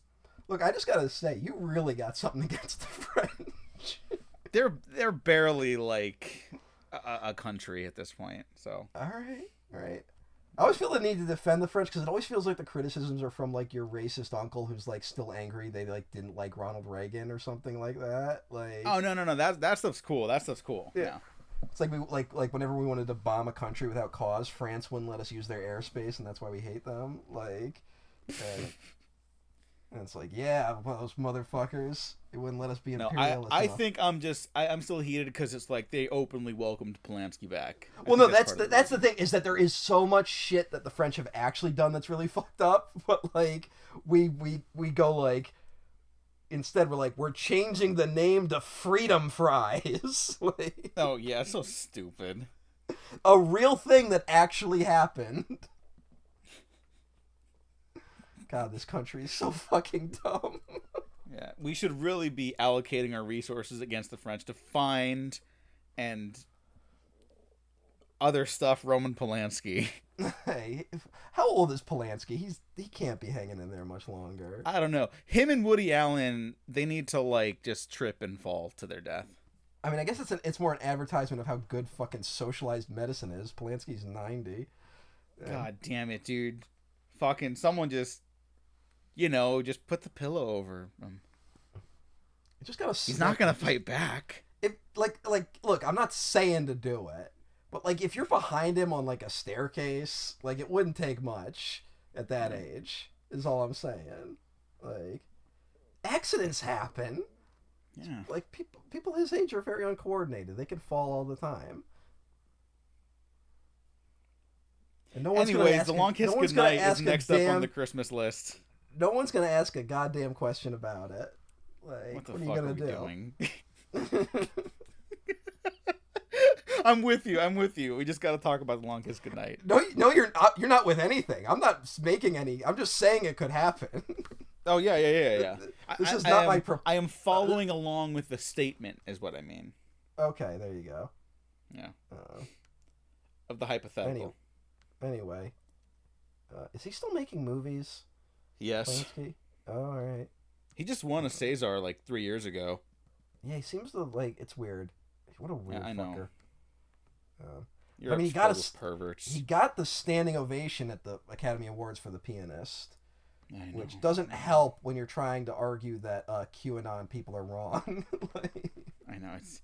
Oh, we don't have time to go through all that right now. No, we do not. Let's talk about a movie that hinges on a false flag operation. Yeah. At the time, Kiss Goodnights. And at the time, it had the record sale for screenplay, $4 million for Shane Black's script for The Long Kiss Goodnight. And this is what I mean when I say, like, people like his work. Like, producers, like, they fucking just must have breezed through or the readers must have breezed through this shit and been like, it's punchy, it's poppy, it's funny, sometimes it's sexy, it's exciting. Like, this is everything. Or at the very least, Joel Silver and company thought it was everything. And Rennie Harlan must have thought it was everything too, because he kind of directs the shit out of this movie. He's a little goofier than I think Shane Black's sensibilities normally lie with, but I think this is one of his best movies. I think this, Dream Master, and Deep Blue Sea are kind of like 5-star Rennie Harlan movies. Mm-hmm. He has a run, like he has an odd run as a filmmaker, right? And it's so he's weird coming back in 6 months to America. But also, he's someone where it feels like there's no force out there being like, look, he's not making great stuff, but he's quietly doing okay work. Like, it feels like everyone's just done with him. Like, whatever he had for that brief run in the 90s, it's just gone now. Like, which is interesting because I look at what he's worked on, and you want it to be good, right? Like, yeah, you really want it to be good. I mean, he did a fucking Jackie Chan fucking Johnny Knoxville vehicle, right? Yeah, Skip Trace. Yeah. Here's a fun fact about that movie, just since we're on that topic, and this is related to Shane Black. Do you know why the movie's called Skip Trace? No, I do not. Because there's a line of dialogue in The Last Boy Scout where Joe Hallenbeck's on the phone getting his job assignment from the guy who's fucking his wife, and he doesn't know it yet, right? And he's like, oh, I have to do a skip trace or whatever. Or he tells his wife or something like that, right? He mentions, like, the job is a skip trace. That's why he's back in town. Writer Ben David Grabinski, who wrote the screenplay for Skip Trace, loved The Last Boy Scout and was like, Skip Trace. Now that's a title. I am not joking. And that's why I am pro Ben David Grabinski. Good for him. Is Skip Trace good? It's not the writer's fault, I'll say that. Okay. It's fine. I don't think it's that bad. It's just like there's no life to it. I don't think you'll like it. It's not really worth checking out, but okay. I just find it interesting that he's fallen so far, right? That like he was kind of a schlock auteur for that run, like arguably from Prison until Deep Blue Sea, right? Like, yeah. Or Mindhunters. Have you seen Mindhunters? You know what? I only saw it once. I don't remember like disliking it, but it just to me it's like what the hell happened? Like, I'll say it's the box office take is a little low, so maybe I'll bring it up later. Well, no, box office I get, like box office whatever. His movies don't do well, but I'm just talking about where did his skill go? You know, like where. Oh yeah. Where did this guy who could kind of like be kind of a nut with his directing? Where did that go? I'll say this: I caught his movie Cleaner that he did with Sam Jackson. He must also have a good working relationship with Sam Jackson. They worked together a few times, and that's a movie where like halfway through it just stops working. But there, like the first half was enough to keep me watching. Like there was enough there, so maybe I should do like a Rennie Harlan run and just like watch all his stuff. Like, but it feels like anytime he has a new movie now, it gets like 1-starred like immediately. Like, so it's kept me from like even giving his stuff a chance. Yeah, I don't know. Maybe it's just like because look at when like his run kind of ends. Like I will say I'm pro Mindhunters. I don't know if I would recommend it to everyone, and I don't think it's very good. But it's like you kind of got to watch it. After that, I don't like any of this stuff that I've seen. Yeah. But around that time period, what else is happening in the industry? Like, it's not just a response to 9/11, like we like to bring up, but like now budgets are getting really weird. They're either ballooning or shrinking. The shooting schedules are all shrinking, like significantly. Maybe he's just like he can't operate to his full capacity in like what becomes of this new industry standard. That's entirely possible that he just couldn't adapt, which is a shame. Because I honestly, it is weird. Like I want to be here and be like I'm a Rennie Harlan like defender because he has a lot of movies in that early part of his career that I enjoy greatly, but yeah, Cutthroat Island not being one of them, which Cutthroat Island is somehow like one of the most insanely boring movies you've ever seen. Have you seen Cutthroat Island? I'll give it another shot. Have you long seen ago. It's so boring. I'm gonna give it another shot. It's a pirate movie. I know. That's what. But here's the thing. You just assume because like it's like a huge box office bomb. It's like Gina Davis, who like '90s Gina Davis fucking murder me. Like there's a lot. It's Rennie Harlan who's an insane person, and at the height of his powers, you're like, there should at least be something here, and there just isn't. Like it's a real mess. Like it's baffling to a degree.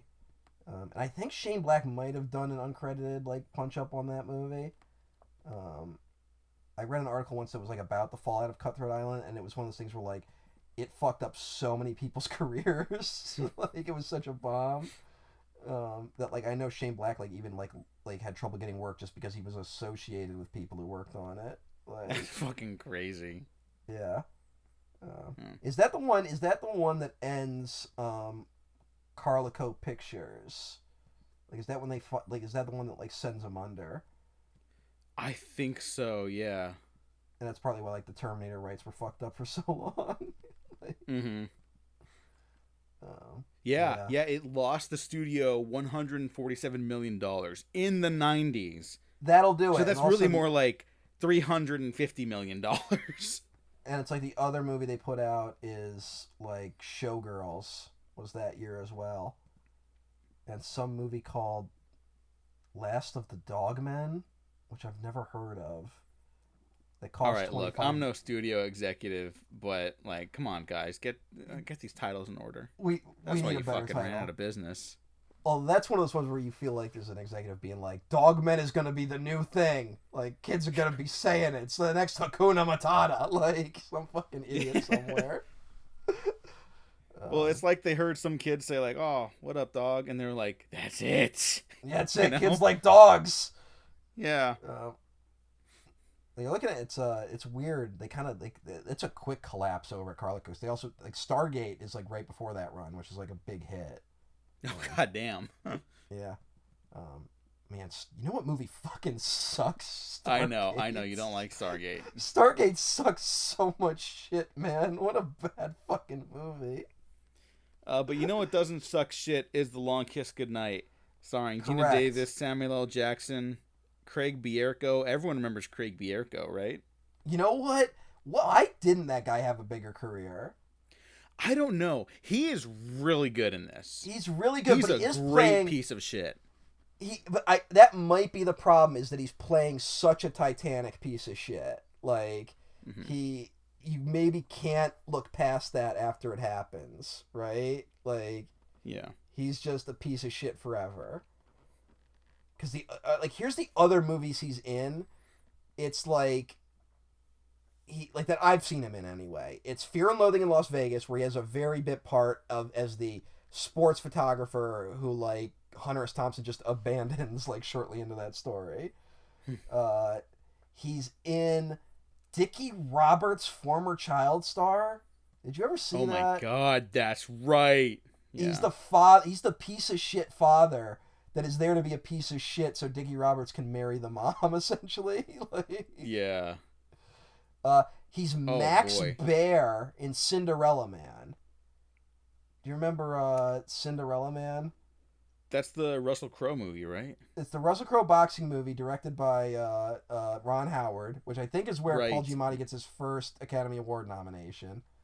Mm-hmm. Like, no one else got nominated except him. He plays Max Bear, who was a professional boxer, and plays Max Bear like he's a complete psychopath. Who's like, he's killed 2 people in the ring up to this point, and he's like almost proud of it. And like when he's boxing, like before the fight, he's like, I hope I get to kill you too, Russell Crowe. Like, who the fuck talks like this? And then like when they're boxing and like, they get close, he's like, I'll take care of your wife when you're dead. Oh my god. And according to most people, Max Bear was not like that. And in fact, the people he did kill in the ring, he took like really hard. Like, he really didn't like the fact that happened. But they set him up like he's the fucking Terminator. Oh. That's unfortunate. Yeah. Then he's in Scary Movie 4. God damn, this guy, not picking. He's in For Your Consideration as talk show host. I do remember him in it. He's basically like a weird like Letterman Leno-esque talk show host, and has like one scene in that movie. He's the villain in the Three Stooges movie, and that was like the last thing I remember him in. And yeah, that's an unfortunate run. But I've he's seen a him great an villain. odd. I've seen him an odd number of times, considering. He played the Trunchbull in the Matilda musical. Whoa. I mean, all right. I guess that's a choice. But yeah, I guess You it's could have just fun. it's that thing. That sounds like a fun It's that role. thing I think that can happen with some actors, where you just, if you play a piece of shit, you're a piece of shit for the rest of your life, and sometimes that can hurt your career. Yeah, I think that's less common nowadays. Well, I was but actually definitely in the 90s. I was thinking about that with Bradley Cooper, because Maestro is out right now, which I might watch when we're done recording. Because I gotta figure out what's going on with the Maestro. Oh, of course, And, yeah. But Bradley Cooper had like a similar thing where I think he played the like fucking creepy guy, asshole guy in Wedding Crashers, and I think that actually hurt his career for a little bit. And it took like The Hangover kind of like rescuing him from that kind of shit, you know? Yeah, and like he's still an asshole in that movie, but he's the protagonist, so everyone's Yeah. okay with it. Well, that's what you do. You make him like lovable asshole as opposed to just piece of shit asshole. So Yeah, and hey, good actor. No, yeah, you can get out of that. It's just unfortunate that Craig Bierko couldn't. But yeah, he's great in this. Oh, Brian Cox is in this movie.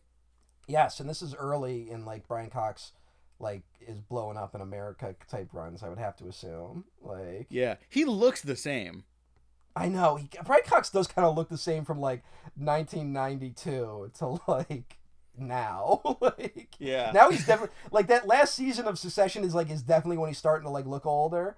But like it's weird how similar he's looked for so long. But Yeah, I've seen this movie a bunch of times, so I didn't rewatch the entirety before recording this.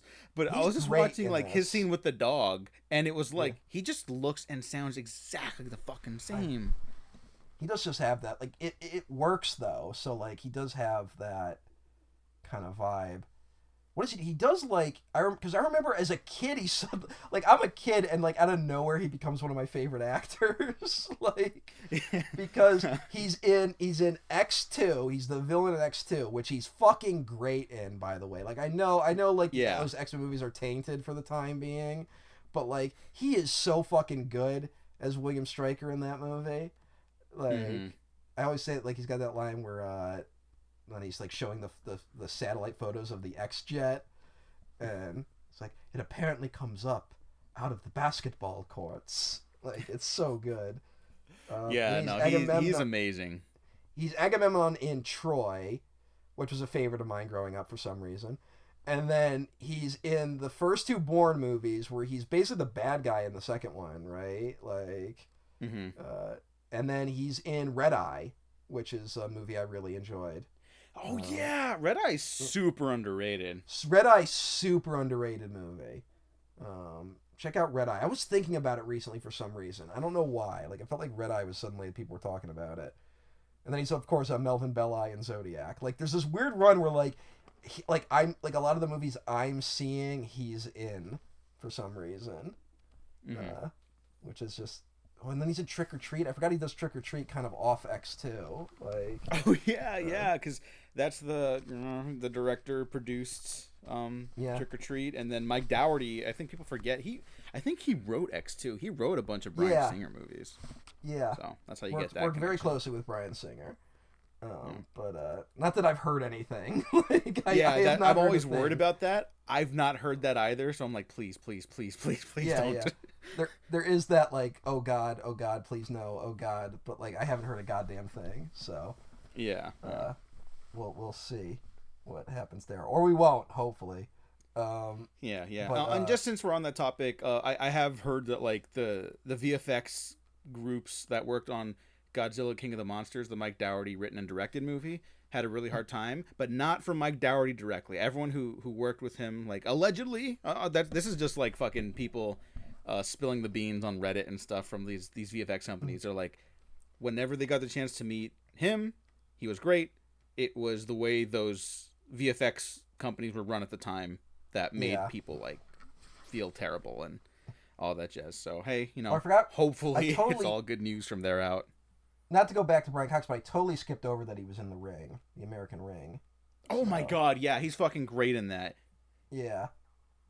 He electrocutes. I mean, he's great in everything, but yeah, it is funny. I didn't really recognize like how much he was in that I fell in love with as I was kind of developing my own tastes too. Yeah. Well, that's what's been weird with like suddenly with Succession, where like now he's like huge for like a whole new generation. Like he's actually talked about that, where he was like. He's like, I had a relatively like unknown career, like where he was like a steady worker, but he wasn't like well known by most people until Succession, and now like it's like this weird like, he's up there in age, so like it's like he's in his late 70s and suddenly he's like super well known. He's more well known than he ever was before that. So, and he has that great scene in Adaptation where he just yells at fucking Nicolas Cage. Yeah. What the fuck are you talking about? Nothing happens. But he's really likable in this one. He's really likable, and it's like very much. Everyone I watch it with is like devastated when he dies. Like... Yeah. Oh, I guess. I mean, I'll just say the premise is a school teacher with amnesia starts discovering more stuff with her past with the help of a private detective played by Samuel L. Jackson. Samuel L. Jackson has said that Mitch Hennessy is his favorite character he's ever played. That was as recent as like 5 years ago. Yeah, I wouldn't disagree with him. Mitch Hennessy is one of his better characters. Like, he's great. Like, it is one of those where like it's when you watch Sam Jackson in something like this, you get so annoyed when you watch a movie that like wastes Sam Jackson, right? Like, yeah, it's like, oh, this guy could be like amazing. He should have like 7 movies like this a year, right? Mm-hmm. And Yeah. instead, it's like he does have 7 movies a year, but he's usually like Nick Fury now, who isn't Yeah. really a character. No. But you know what fucking sucks? And I'm sorry to just complain about Marvel stuff. Every once in a while, when I was watching them regularly, where it was like Captain Marvel, a movie that I think is a solid movie, Samuel L. Jackson's really good in it, and you can see what he brings to a character like Nick Fury. Like, yeah, they're mostly just like an outline of a character, but he views him with like a real sense of like pathos. And like you get like this is a guy who lives in a cynical world who starts believing in something bigger than like himself or like the Shield agency. It's like, okay, we believe in heroes now, right? Like, and he brings that. It's not in the writing so much. Samuel L. Jackson brings something real and truthful to that, and it's just like, god damn, like we do need to get him in better stuff more often, because this is not acceptable. He's gonna be one of those guys where like he's either never gonna get an Academy Award or they're gonna give it to like one of his worst performances. Like, yeah, it has that vibe, unfortunately. Mm-hmm. When it's like he should already have like 4 Oscars. Yeah, like at the very least, he's fucking great. Like, yeah. And this is one of I do just like that, like after all this he just ends up on Larry King at the end. Like, that's an amazing ending. Well, I like to be very frank and earnest with women. In New York I'm frank, and in Chicago I'm earnest. Like, it's so good. It's so that's pretty skeevy, but it's like he's really also, funny in this. What makes it work is Larry King is like, I hear you. Like it's like Larry King reacts like, oh, I'm the same way. Like, yep. Which is, I bet that's unscripted. I bet Larry King is like, yeah, I fucking love pussy too. Like, Larry King, rest in peace. That was just Larry King. Rest in peace, King. Larry King, who they were making, this is how we should have known fucking COVID was serious. Because Larry King, they've been making Larry King is going to die any day now jokes since before I was born, and it was COVID that finally took him out. Like, so that's the world should have stopped. Yeah. We should have shut down the whole world, not even for COVID, just to mourn Larry King. Yeah. It should have been a year of mourning Larry King. Like, God damn. But yeah, something about the writing in Long Kiss Goodnight from Shane Black, who we're mostly here to talk about, is that when he was writing this script originally, it was a man in the lead role, and it was another like buddy cop dynamic, buddy man dynamic. Really? Oh, really? It was another man at a certain point. I find that hard to believe coming from Shane Black. Yes. But when he... this is me just, like, shortening the path he got to this point. But, like, when he made it a woman, he found, like, other avenues to explore. And it's like, oh, now it's not just, like, a guy getting into a revenge tale, right? Can I ask now it's you, though, was making it a woman, was that his decision, or was someone like, if you put Gina Davis in this movie as the lead, if you make the lead a woman, we will give you the money you want? Like, I don't think it was.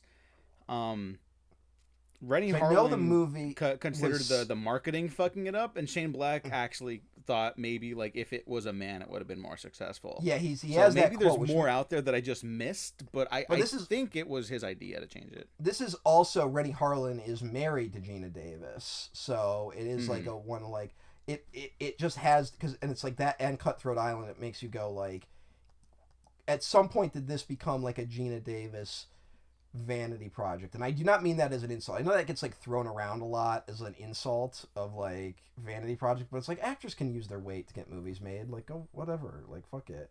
Like, yeah, you know, especially nowadays where everything has to be packaged with the entire team attached basically for you to get a green light, which is just fucking psychotic. That's why Hollywood is eating itself.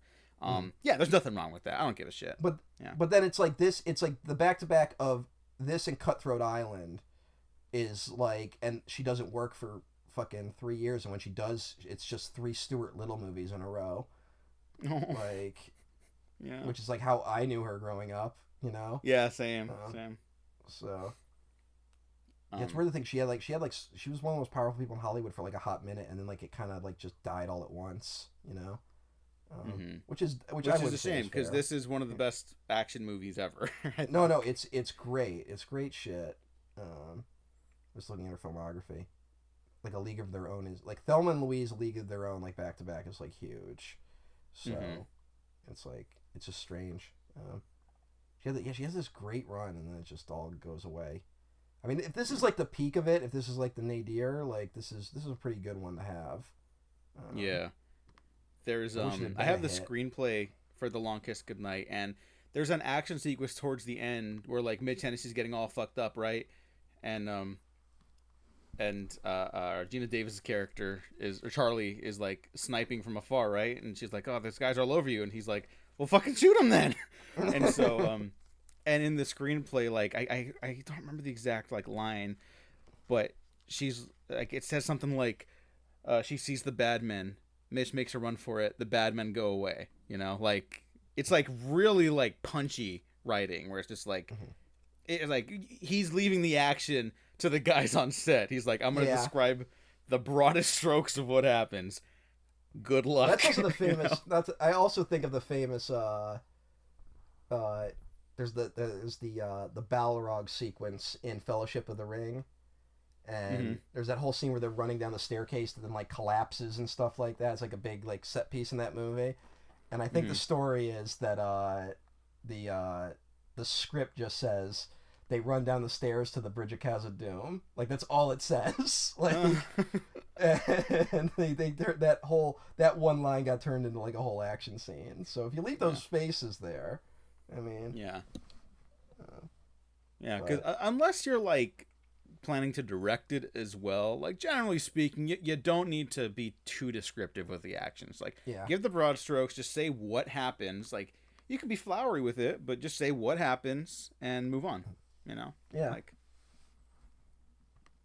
the bad men go away, and then Rennie Harlan directs it, and the bad guys just walk off the scene. You didn't understand. I'm joking. I'm joking. I'm just saying, like, it would be funny if someone like didn't get it. Like, yeah. Well, English wasn't his first language, so.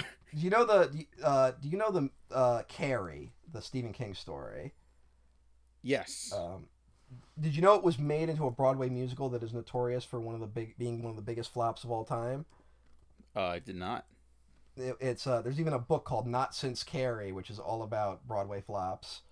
One of the things that went wrong in that is I believe one of the people, the director they hired, English wasn't their first language, and one of the producers goes to him like, when you're developing like the costumes, think Grease, meaning think the musical Grease, you know, like a high school setting.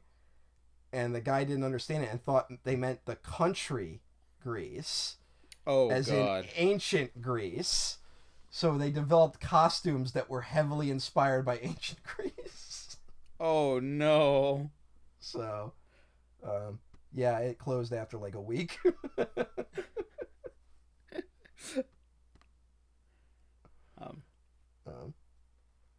So. Oh yeah, this movie is also Christmas as hell. Like it opens. This one, with, There's Charlie, like the Christmas parade.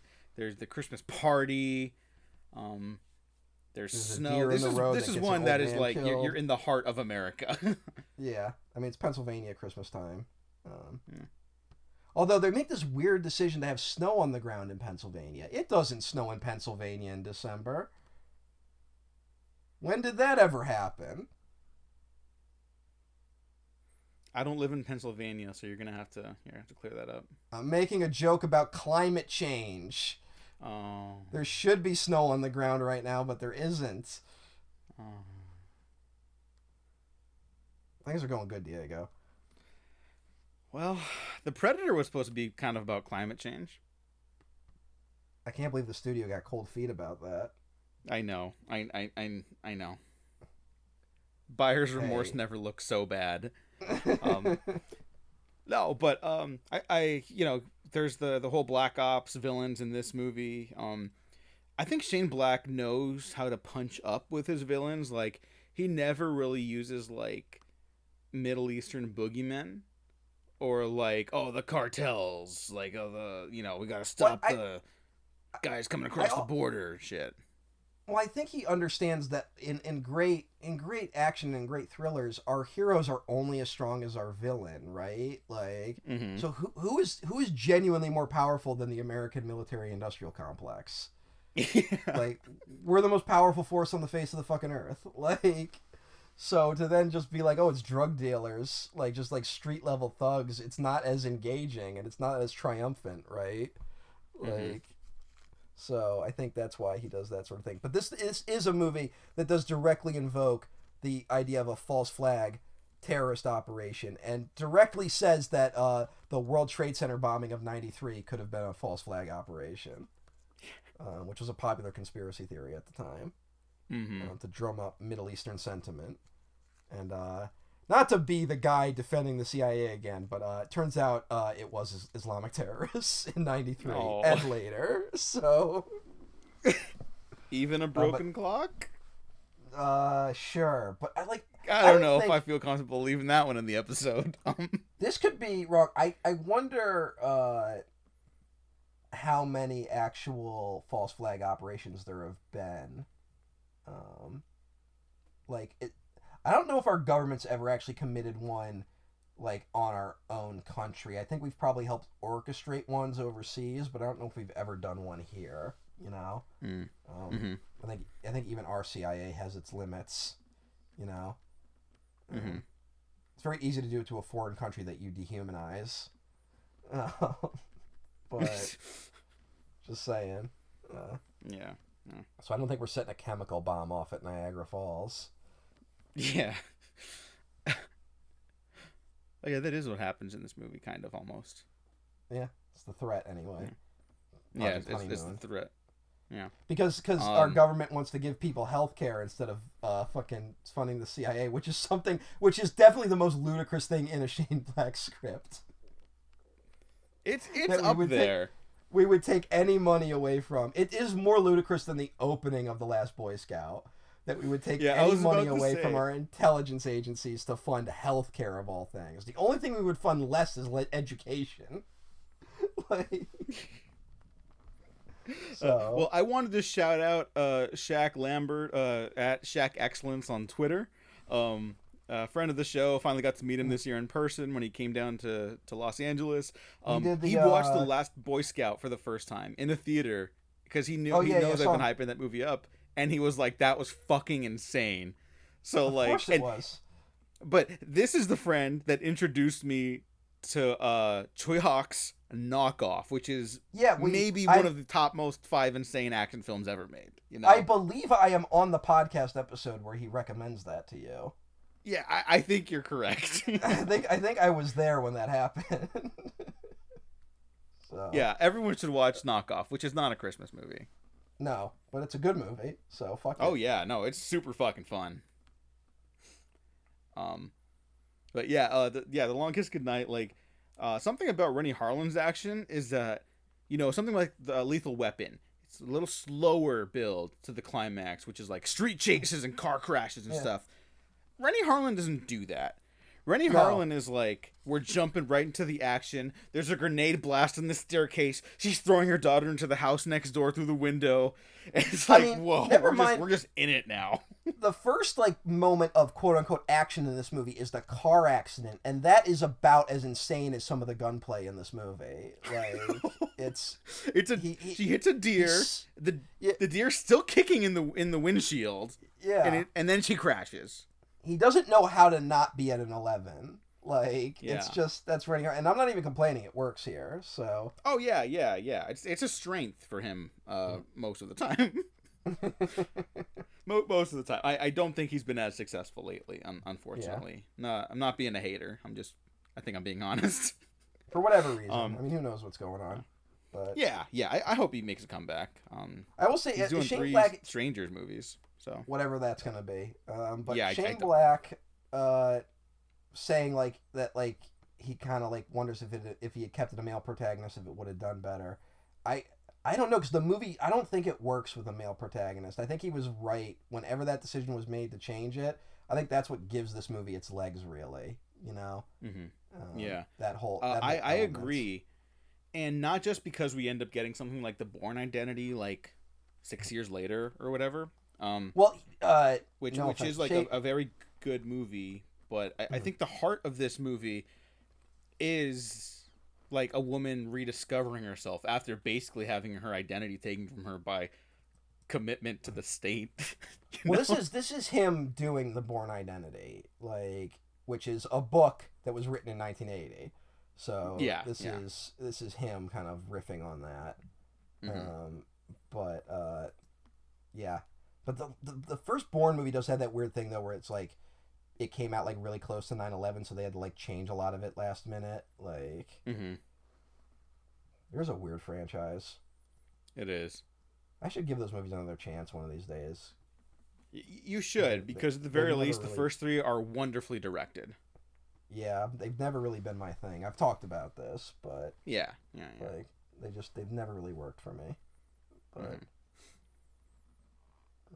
But yeah, the mom stuff really is kind of like it gives it just like this great like heart and like this really interesting character flavor, like all the stuff like with her daughter and like the wonderful little setups and payoffs, or like when the spy side of Charlie's coming out and she's starting to snap more and stuff like that and like get frustrated with her kid. It's like it's really like kind of scary, but then it's like there's enough that you can sneak in there with the setups and payoffs, like, oh, the daughter broke her wrist because the mom was getting too intense. Oh, well, the daughter hid those matches in there so they could use in her wrist case, so they can use that to escape later. And it's like, oh man, it's like, oh, it's so good. It's the best kind of setup and payoff where you have no idea anything has even been set up when it happens, right? Yeah. Like, it's like, you know, there's other versions of it, like, which I think they work both ways, where like you can have a really obvious setup that you know will pay off, but other times you're just like, oh, you didn't realize you were being set up for anything at that moment. I think the comedy version of that is probably the Swan in like Hot Fuzz. No, yeah. Which you just think is a running gag, and like that Swan is like key to the climax twice. Like,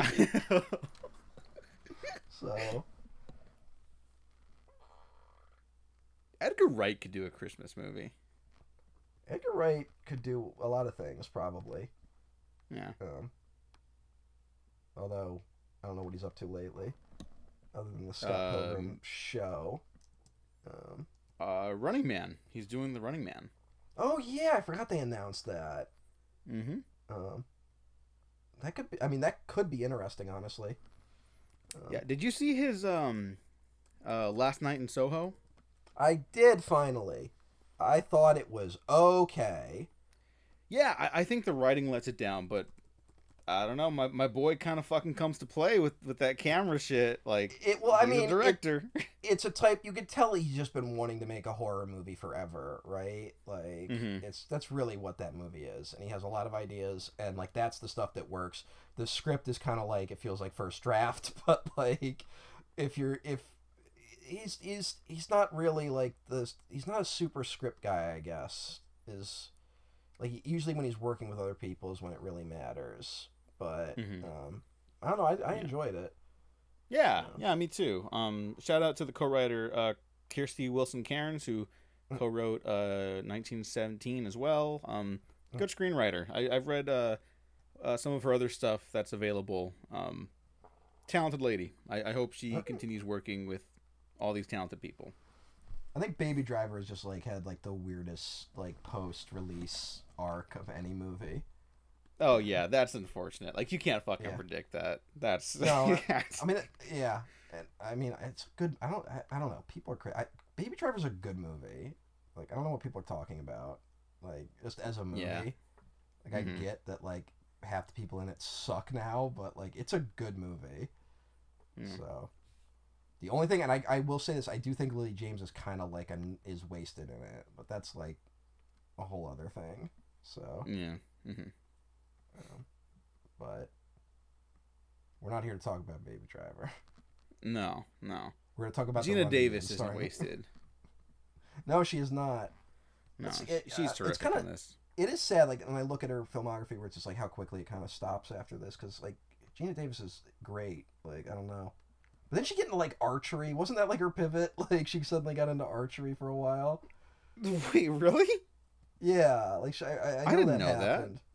Yeah. Let me check. Yeah, in 1999. Yeah, she made it to the semifinalists for the 2000 Olympics, but did not qualify. Yeah, she was pissed off after her husband cheated on her, and was like, "I need to do archery, or I'm gonna do something else." So was that the most recent guy that she just like got divorced from? I don't think she was married, but she was partnered with someone named Reza Jarayi. Mm-hmm.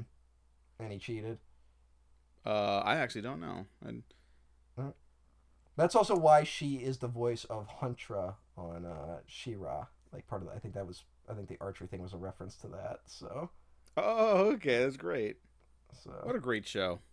Yeah, great show. We can't talk about her. I'll have a fucking mental breakdown. Oh, okay. She was also on the Exorcist show. I don't know if people remember that. I heard it's very good, actually. It's actually very good, yeah.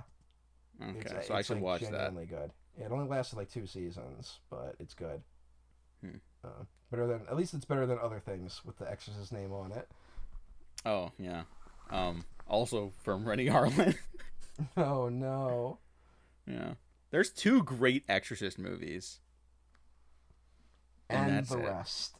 And the rest, yeah. Also, no cute bullshit from people listening to this. It's Exorcist 1 and Exorcist 3. That's it, okay? Like, I'm sorry. I don't want to hear any, oh, actually, Exorcist 2 is really good. It's not. It may be kind of interesting, but it's not good. Sorry. I could see defenses of that movie. I'm not saying I follow him there. I can at least see it, though. It's one of those where, like, I wonder if it's, like, if you cross out the name Exorcist, how much more palatable would that movie be? Right? Probably a little bit more. But it's just insane. Like, yeah. It has an Inception machine in it. Yeah. That's not a joke. And it's treated like this is as normal as anything else in this movie. Like, yeah. But although, is there anything lazier? Like Inception, like that's the plot. Is there anything lazier to being like, how do we get like into the dreams of this character? We make a dream machine. Like, what's going on there? I don't know. Does Zack Snyder have a take on Exorcist 2? He probably does. He loves John Borman. That's the thing. He says John Borman's his favorite director, but I only ever see him talking about Excalibur. So, look, I'm not going to talk about Zack Snyder right now because people have, whenever he has a new movie come out, the defenses get a little intense, even if I mostly agree with them. And what I feel the need to say about him right now is not a defense. So I'm just going to leave it at that. I think maybe goddamn coward. He's not that familiar with all of John Borman's films. That's what I think. Okay, yeah. I mean, that's fine. Yeah. I know. There's plenty of people like that. Yeah. But anyway, long kiss, good night. The one, what's his name? Darren Aronofsky gave some interview and he didn't know who Mario Bava was. Oh, yeah, yeah. Well, I don't know. That guy's so pretentious. That makes sense to me. Mm-hmm. Yeah. Well, Mario Bava's, like, kind of an important one. Did you say unimportant? No, I said kind of an important one.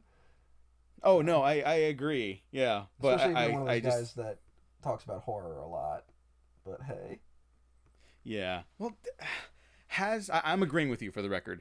But has that fucking pretentious asshole, like, actively talked about horror, or did he just kind of start riffing with horror and like? Well, he is allegedly one of the guys that gets invited to those like Mick Garris like dinners. Like, I know, and I've been thinking about that a lot lately because Mick Garris, ended his run of Postmortem, his ongoing podcast series, and I'm like, what the fuck was Darren Aronofsky doing there?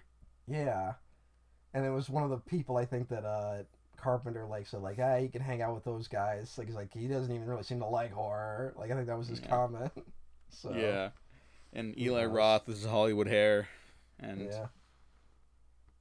laundry list of other things. Did you see that amazing interview he gave recently to promote that new show where he's like, he has this conversation like, I actually think humanity will pull it out. I think that's the hope, that humanity won't destroy itself and we will get our shit together. The Carpenter? Yeah, Carpenter. And oh yeah, that's great to hear. Well, no, he kind of rambles for a minute. Like he's kind of like, he's clearly like over answering the question and like doesn't really have like a specific one. And he's like, after me, he's like, I gotta fucking end this. I gotta get to my drug dealer, man. Yeah.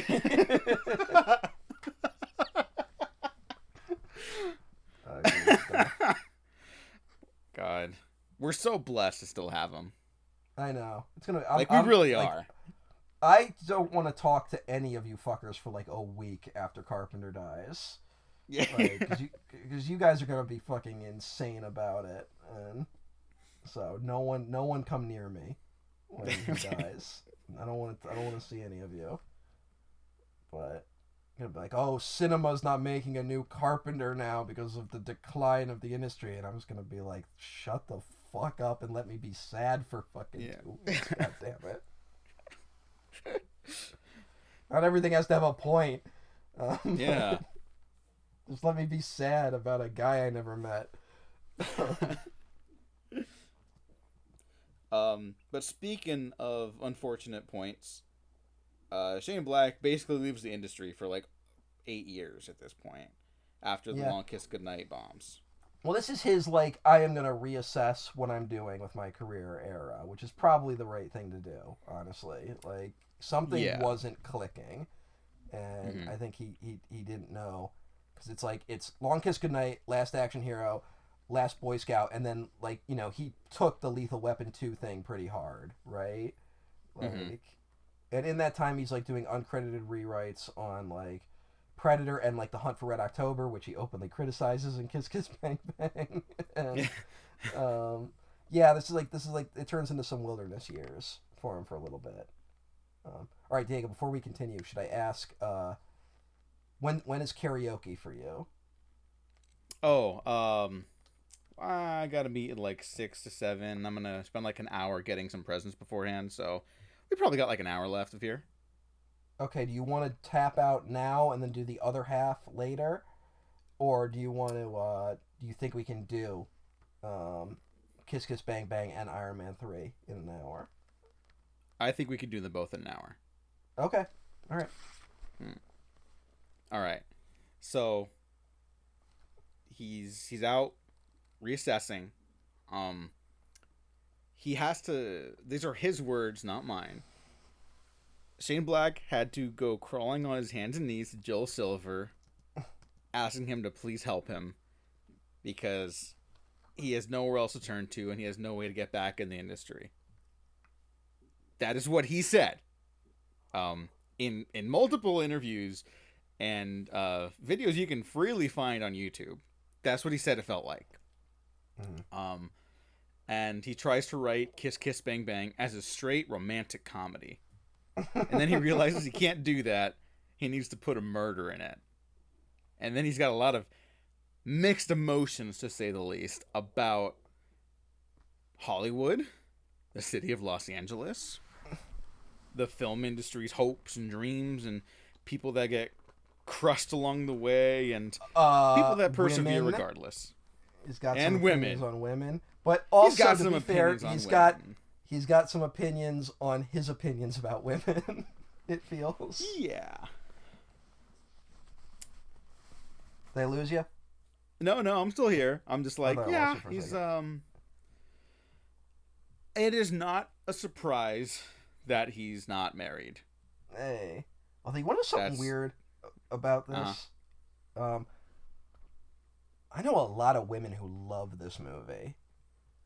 Like they don't know another goddamn thing about Shane Black, and they love Kiss Kiss Bang Bang, and it feels like that wouldn't be the case when you consider a lot of the stuff that happens in it. So not to make a broad generalization, but I did just make one. I mean, like the great film critic Priscilla Page is like maybe the biggest Shane Black fan on the planet, to be frank with you, and she does wonderful writing about all of his movies. and it's just, just because he's got weird opinions about women doesn't mean the stuff can't connect with anyone. Well, this is one of those things where, like, I don't know, because, like, we don't know Shane Black, so it's hard to tell, like, what are his opinions and what are the warped opinions of his characters, right? Because he tends to have pretty, like, fucking fucked up and deranged people as his protagonists. And, like, Harry Lockhart is, like almost peak that in a lot of ways. Yeah. When did you first see Kiss Kiss Bang Bang? It was an early, like, Netflix DVD by mail one. Like, it was one of those where, like, it bombed in theaters, but you heard about it, and so I got it DVD by mail. And it's got to be, like, right before Iron Man hits, right? Mm-hmm. And I'm trying to think, where's Val Kilmer for me? So I probably knew Val Kilmer more than I knew Robert Downey Jr. going into this. Same. Yeah, because everyone knows Robert Downey Jr.'s rise, fall, and re-rise. Mm-hmm. The second rise kind of happens in hindsight because of Kiss Kiss Bang Bang. Yeah. Because this is the film that Jon Favreau sees and is like, that's my Iron Man. Mm-hmm. That's Tony Stark. Yeah. Well, I mean, he does a lot of movies in this era which are kind of like him trying to get back on the wagon in a lot of ways. And for whatever reason, a lot of it doesn't hit. Like, this movie wasn't a hit, right? Like, no. But it's...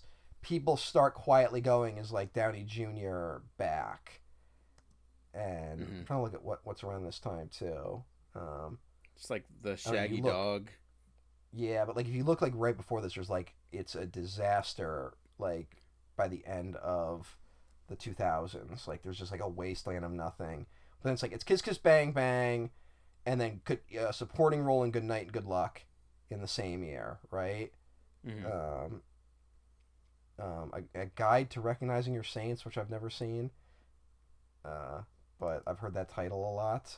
So that's 2006. The Shaggy Dog, Scanner Darkly, another bomb, and Fur, which I've never seen, but I remember getting bad reviews. And then it's like, yeah, like it's weird. It's so weird that like this is a build up to Iron Man because there's all these movies here that like don't hit, right? Like, yeah, they are.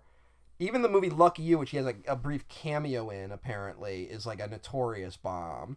Like, where that's a romantic comedy of some kind, drama, that cost $55 million to make and made $8 million. But, or Charlie Bartlett. You remember Charlie Bartlett?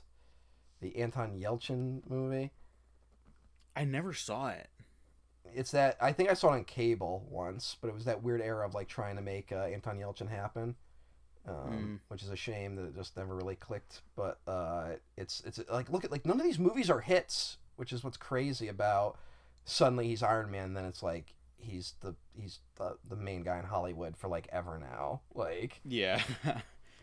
It's just, and I mean then he has like Sherlock Holmes in the middle of all that. He's got a lot going on. Now he's probably on track to get an Oscar nomination. So, if not, just win the award. You know.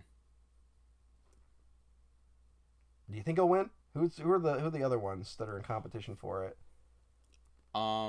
Charles Melton for May December. Mm-hmm. I think he's got a really good shot. Haven't seen it yet, so I don't know. Oh, he's fucking fantastic. You have to remember though, it's less about how good they actually are and what the Academy is more likely to pick. That's true. So it might be Robert Downey Jr. Yeah. Because again, we're talking about Samuel L. Jackson's like late career win, right? Like it might be something bad. Obviously, Robert Downey Jr. winning for Oppenheimer would be good, but it's like, you're looking back at the last decade of his career with the Marvel stuff that most people liked, and then this, it's like I think it's going to be his year. Okay. But Melton, I think, is the main competition.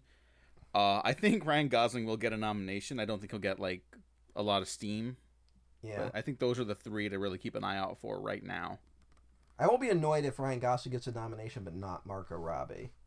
Oh yeah, me too. People really fucking undersold how good she was in that. Yeah, she's the reason the movie works. Like, I know. Thank you. Yeah, I agree completely. All credit to like obviously like Greta Gerwig's a great director, and Ryan Gosling does do a great job. But it's like if she didn't work, the movie wouldn't work. So he can't be Ken without Barbie. which is the point of the movie, and then ultimately that they can be separate. But again, the movie only works with that lead performance working as well as it does. So I'm looking at Val Kilmer's filmography before this, and it is like I forgot he was in Mindhunters, which we just talked about. And, but yeah, this is a weird.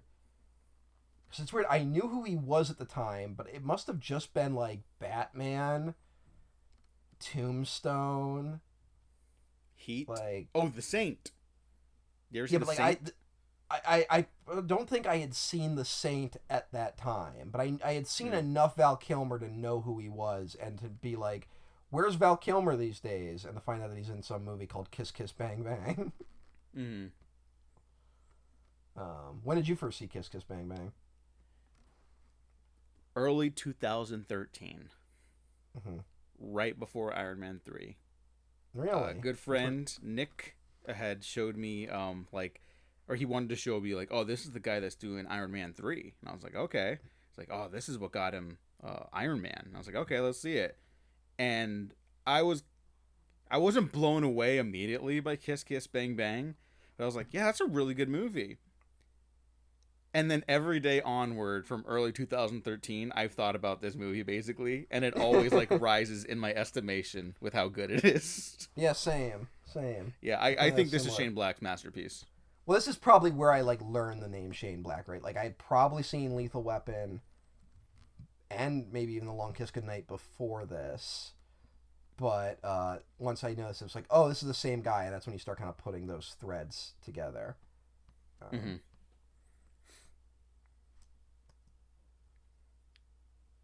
Yeah, so this is a movie about. Sorry, I had no follow up thought to what I was saying. Like I was just kind of babbling for a second. No, it's fine. It's fine. The brief description of the movie. It's about a thief who literally stumbles into an acting job and discovers the weird ins and outs of Hollywood and gets wrapped up in a murder mystery. So it's a Shane Black movie. That's it. This is just the quintessential Shane Black movie, I think. This is like we were talking earlier about how like he kind of stumbles into action genres. Like I think this is really what he wanted to do. Like there's some action in it, especially at the end, but he's really interested in like the aspects of film noir and like the dark underbelly of all this prestige like fucking bullshit that he gets really cynical about, and Christmas time, which makes everyone reassess their lives. It's a little weird to watch now, though, where, like, I don't think this Hollywood even really exists anymore. Not that Hollywood's, like, a great place. I just think that, like, it's now worse in different ways, right? Like, that all the stuff he's raging against is essentially dead now. Yeah. Is that not a little optimistic, though? What was that? Maybe optimistic. Maybe not optimistic. That's the wrong word. Isn't that like a good thing though? Like, yeah, it's bad in other ways that we got to fucking deal with, but it's like, yeah, the other stuff is dead. It's gone. I don't know if it's better in that sense. I don't know. I have complicated feelings about Hollywood as a industry, because at least here it might be everyone's a piece of shit, but at least it's navigatable in a way. So, you know who never gets fucking credit, like ever, even though they're an incredible actress? Corbin Michelle Burnson. Monaghan. Oh, all right. Corbin Burnson is great in this. Yes, Michelle Monaghan is terrific in this movie. No, I was gonna say that I think that is kind of why this movie maybe has a larger. Excuse me. I think that's why this movie maybe has a stronger female audience, because she's one of the more competent female characters from this era, which is an indictment of the era, but a compliment to the film. Yeah. Because she's not just like an idiot, you know? Like, she's a fully rounded character. And it's what the fuck happened to her? Like, why didn't we capitalize off this? Like, we talk about Robert Downey Jr. basically being made the mayor of Hollywood after this. It's like she gets to be the fucking wife in Mission Impossible 3. Like, get the fuck out of here. Like, Well, she's I never also figured out in what Eagle Eye. Yeah, Remember Eagle She's Eye? yeah. She's in Pixels. Oh, that was depressing. You didn't have to say that. Yeah. She basically all the like things like I think her character's like rebelling against here are now the type of roles she plays, which is just fuck this industry. That's but fucking. That was kind of a gut punch. I'm gonna be honest right now. I'm just telling you that's what the fuck that's what happened. She doesn't have a run after this, right? Like it's not like No. like if I go it's like oh where can I see more of her? Like where do I point anyone? Right? Yeah. She is in the Like- upcoming Maxine, the trilogy capper for the X trilogy that Ty West wrote and directed. Yeah, I'm So- sure that'll be fine. I'm not saying she hasn't done any good work. I'm just saying like if I go like Oh, I know. I'm grasping at straws. yeah. Like, where do I point you to be like, here's what you should watch next? Like, Gone, Baby Gone, right? Mhm. Like, but that's like an insanely depressing film. Yeah. And again, then- even in like True Detective in that first acclaimed season, it's like she is just the wife. yeah, it's a shame, and I'm just looking at her filmography. It's one of the more depressing filmographies for me. Like, of just why did we let that happen? Yeah. But she's great in this. Yeah, she's terrific, and the character never really lets Harry off the hook, even when she like is trying to let him off the hook one time. It's like it kind of just makes him look worse. He's kind of a budding like incel type, which is a wild character choice. Like, Yeah, no, just for, like, he's this gonna be our- kind of a piece of shit. Yeah, which is what I love. Like I kind of love that like Shane Black won't shy away from that, you know? Because like he's a piece of shit, but it doesn't feel like the movie is on his side in that respect. Like his piece of shitness is constantly getting in the way of what he's trying to do. Like he's actively a lot of his decisions actively hinder the plot. Like he constantly needs the help of fucking Val Kilmer and Harmony. Like it's just it's if he was on his own, he would have died 5 minutes into this movie. Like, Yeah. So Which is a pretty clever writing choice, I think, because like he literally doesn't start the movie by himself. Like it chronologically speaking, the first scene with him, as an adult, you know, he's got a partner. The partner's dead. Okay, well now he stumbles into other partnerships basically, and like that's what keeps him alive. You know, so it's like you know, there's a nice little message in there with that too. absolutely. Yeah. I will say, I think one of my favorite like gags that got me laughing really hard, like this is when I first got into the movie's rhythm when I'm first watching it, is that like the romance angle between Harry and Harmony, like when they're like reconnecting and stuff like that. They're having their re-meet cute, and it's like everything's building up to them waking up next to each other in the next scene, because that's how these movies play out. And then he wakes up next to her friend. He's like, "Oh shit." And it's just like that is the turning point in the movie for a lot of people. Like I've seen that be the turn key, like where people like either you get it in that moment or you never get it. Like yeah. I was laughing so fucking hard. I was like, wait, like my brain couldn't like. I just didn't see movies operate like that like back then, you know. And it's weird. I feel like maybe the meta-ness of this movie is gonna age poorly for people just because we live in like such a age of like terrible meta, you know, like I just always think of Deadpool, right? Like, yeah. Oh, Diego, I just want to shout out your really rave review of the film Past Lives that you posted earlier today. Why do you have to do that right now? Really strong direction and performances. Yeah. I mean, fucking sold on that. Yeah, I mean, I was plenty of gonna other put it people have off. sold other people on that movie. I don't regret anything. I was gonna put that movie off until the end of the year, but now the moment we finish recording, I gave it a like. I have to see this really strong direction and Why performances. are you watching that and not talking about Kiss Kiss Bang Bang? I have Letterboxd open to like check the movies we're doing, like in case I want to like find context and shit. And I just happened to go back to my main feed. So yeah, there's it's also someone. someone giving Poor Things 5 stars and someone giving Poor Things 2 stars. So I'm it's more your in the average. 5-star camp. Yeah. Oh. Well, once I see it, we'll know what the right answer is. Yeah. But I can't speaking- go see it. I can't go see it, Diego. I can't see it until I see Past Lives, because I'll be sitting in the theater watching Poor Things, and I'll just be like, yeah, but what is this really strong direction and performances that Diego was talking about in his review? Like, it's like gonna be a splinter in the mind's eye. Ebert would be proud. I think the film is well made.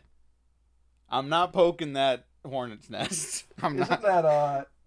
Isn't that like the Miyazaki quote about his son's film? I'm not poking that hornet's nest. No. He said, it was a well-made movie, honestly told. Which, if my father said that to me about my film, I would throw myself out the fucking window. Like, That's the Kojima tweet, you know? oh yeah. It's like, saw Past Lives. Oh boy. Well. And then when I see Kiss Kiss Bang Bang, I love the way the film was shot. It captures the atmosphere of the cold winter nights in LA, but you never really get cold, you know? Like, so which would you say is a better movie? Kiss Kiss It's Bang hard Bang. to- It's not really it's a competition. It's hard to tell based on those reviews. Like, it honestly seems like you're equally effusive about both movies. It feels like the words were just pouring out of you as you wrote. You were seized by the spirit of Pauline Kael herself to write effusively about a movie you love. Yeah, I think one of the greatest gags in movie history is once the murder inciting incident happens and they discover the body in the trunk of the car in the lake, and Robert Downey Jr. throws the gun back into the lake, and Val Kilmer's like, "Where's my gun? Oh, I threw it back in the lake." What? It's like, what the fuck? The gun my mother got me for Christmas? You threw it back in the lake. What happens when they drag the lake? You look in the look for a picture of idiot in the dictionary. You know what you'll find? Picture of me. No, the definition of the word idiot, which is what you fucking are. It's like that is a great exchange right there. Yeah. I mean, that's also like just key to like Shane Black's writing, like, and he's talked about this, like, he's not trying to like rewrite the books on like these pulp mystery novels and stuff like that. What he's trying to do is like find the elements that work, imbue them with like a sense of character and heart, and also like kind of you think it's going one way and he's zigging when you think they're gonna zag. You know, it's like that punchline is like a perfect example of that. It's like, you know where it should go, and it's like, no, it's actually something else, which is more insulting. Oh, you brought up Corbin Burnson earlier. How did you come to know the name Corbin Burnson? Because I know him from Psych, the USA show. Corbin Burnson's weird, where I feel like his name was kind of a punchline for a little bit. Like, if you wanted to reference an actor for some reason, you would go, Corbin Burnson. But I don't know. Was he the dentist? Yes, he was. He was the dentist. Wait, on the what? Slasher film, The Dentist. Oh! Brian Usna directed, Stuart Gordon yeah! written, The Dentist. So, that's probably where I mainly know him from. That's pretty good. It's pretty good. I gotta watch that. Interesting movie. But that's a good pull. Dentists scare me, so I don't watch it all. I like... But, I like Brian Usna. yeah, he's an insane person, but he's good. Yes, According he is. to the Wikipedia page for Corbin Burnson, he has one of the largest snow globe collections in the world, with over 9,000 globes. Corbin, why do you have 9,000 Okay, Mr. House. But, that was that guy's thing, right? In Fallout? I actually don't remember. I think you had to collect snow globes for him to get, like, extra money. It was kind of a metaphor for, like, how he liked to control things. There's a good game. How about that Yeah. Fallout show that's coming up? Anyways, I'm I'm not gonna say Diego the just person's out there name. with like these ringing endorsements. Yeah, I know. I'm just fucking. They should hire me for marketing. It's I'm not gonna say you're this like person's you're name like because fucking someone in the Biden administration asking if Kamala's still gonna be on the ticket in November.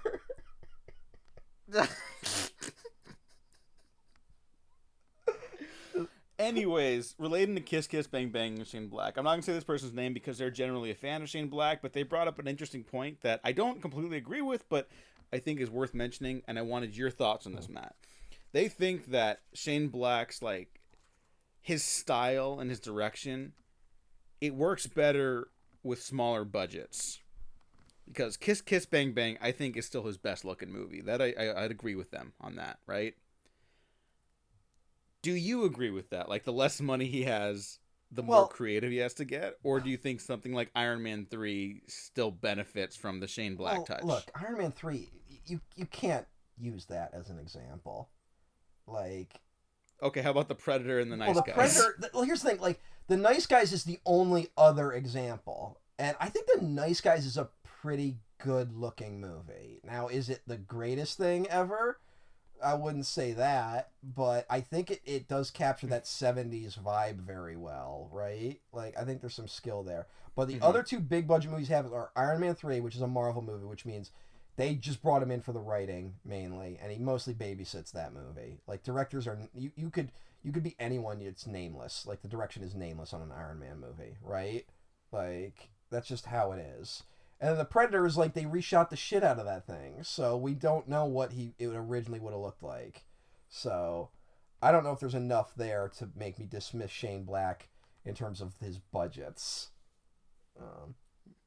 No, I think there's enough like leeway in the beginning of that phase of Marvel, the phase 2, I think it was called, or whatever the fuck, that some of that is Shane Black direction, like properly. He didn't shoot like the aerial sequence when they're falling out of the plane. I know that, like that's second unit stuff. And for the Predator, the most stuff that did get reshot was like the last half hour of that movie. But that's not look. And then they cut up a bunch of it. So to be fair, if you try to change the ecosystem of a movie, even in the editing, it's going to be fundamentally different, and it's going to be hard to judge what originally happened, right? Like.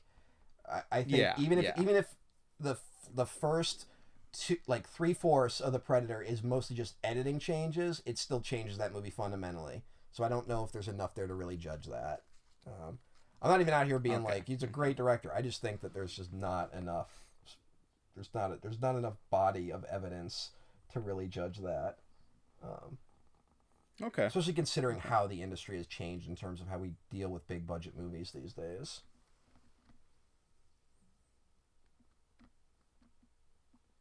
Fair. That's all a fair point. Do you have much more to add about Kiss Kiss Bang Bang? Like, because there's kind of a lot to talk about with this one. Yeah, I mean, it's weird. It's I also this is a hard one just because like I feel I don't want to say like the same 17 things people always say about these movies, right? Like, I would just like to point out I don't see it brought up enough. I know other people have definitely caught it, but the high school mascot from when they went to high school together was Whitey the White Knight. Just feel like I just gotta throw that out there, which is maybe a key to the movie. I'm trying to think if there's anything else. I do like fucking Downey Jr.'s like when like really bad shit happens, like he can't handle it. Like he kind of he doesn't react like I don't want to be like he reacts like realistically. It's just it's unique to see a guy in this type of violent, basically noir film where like when people get murdered in front of them, it's upsetting. Like we're so used to action movies where guys will see like 20 dudes get shot and walk away like it was nothing. But yeah, like there's specifically a murder that happens in front of him, and he has to like calm the girl down as she's dying so she doesn't give him away so he doesn't get murdered. And when he kills the guy that kills her, it's like, yeah, you're right, it's upsetting to him. Like he can't like really handle what he's doing, but he's so angry, and it's just like, Yeah, it's really like a complicated performance for like a really fucked up It character. really does feel like it is like Naturally, this man becomes the face of family-friendly blockbusters for the next decade. How does he end up on this anyway? Like, what is like who's the one who does it? I think his girlfriend was working for Joel Silver at the time. And it's like through that because other people were like then Johnny Knoxville was in the mix, Hugh Grant, which would have just been hysterical. It's then girlfriend because everyone knows what like a miserable guy. Then girlfriend, now wife, Susan Downey. So, who's like his who's like that. one of his Full main circle. collaborators. So, and like she's basically worked on everything he's worked on, to some capacity. She's like his producing partner and shit. So, because they like develop the Sherlock Holmes movies like together. Right. That was like that was like something he was working on before he even had Iron Man, and it was kind of like when Iron Man was coming through. That was like the thing that got it over the last hurdle. But that was another one where I think the original script was a lot darker, and then they kind of they reconfigured it like last minute. I think that's partly why what's his face got brought in to direct it, Guy Ritchie, to help kind of make it a little more entertaining. Yeah. There was another name that was tied to the lead role, and that's Benicio del Toro. And I think that's like just a guy Shane Black has wanted to work with because he was also in the running to lead The Predator. Do you remember? I do remember that. Yeah, it was like for 5 minutes. It felt like he was gonna be doing it. But yeah, so like maybe they just want to work together. Del Toro, I just like, saw he could do some Shane Black dialogue. Del Toro might just be one of those guys who's like always good, even if the movie's bad. Because I just saw him in a movie. What was it called? Reptile, which he like co-wrote and produced, and it's a Netflix original, and it's a very anonymous kind of crime thriller movie, but he is great in it. So, I really he might just be one of those guys. Yeah, no, he's one of the best working today. Easy, I think he's every bit as good as Robert Downey Jr. Frankly. Every like 3 weeks, it feels like someone shares that clip of him from Inherent Vice. It's like plenty of crime on the high seas, but then he did get sucked into like Sicario, which like has become his thing, and I'm not sure if that was the best move, but yeah, well, yeah, they want to do another one together. Sure. Yeah, I don't. He's also on the Guardians of the Galaxy ride at Disney's California Adventure. Yeah. So, what higher honor is that? I was kind of bummed he wasn't in the last one. They brought everyone else back. Well, isn't he dead? No. They just... I don't know. He's not dead, though. In the Christmas special for the Guardians of the Galaxy, they mentioned having bought Nowhere from the Collector. Okay. I guess. Hey, here's something weird. So Thanos, when he made that fake thing, he perfectly recreated Benicio del Toro's performance as the Collector. Like, fucking Thanos is like a slave to appearances, I guess. What a dumb fucking couldn't movie. half-ass it. He let the whole scene play out. Like he let the whole thing happen before he pulled the rug out from under him. Like, yeah. But you know what's actually funny about this and could lead us into Iron Man 3 is that like today at the day of recording, Michael Mann was interviewed and he was saying like, "Oh yeah, I like those Guardians movies, not so much the last one." And part of me is like, is that just because he either didn't see or understand the last two Avengers movies? I mean, that's actually might be a big part of it. But also, the third one's bad. So, whoa! When did that happen? I've come to the conclusion that Guardians of the Galaxy 3 is actually a bad movie. So, no! Yeah. There's no reason for that movie to be so crushingly depressing. Like, I know some... But then it ends with uplifting No, it stuff. doesn't. It ends with everyone dancing. Feel uplifted. Yeah, it's healing. Yeah, go fuck yourself, everyone. It's like I've seen some people brush up against Godzilla -1 for like the melodrama of it all, you know, and like I can kind of understand that because like I know like you're like it's a fucking monster movie. I know some people just don't want that shit, but that movie's got nothing on fucking Guardians of the Galaxy and like its over serious nature. Just goddamn.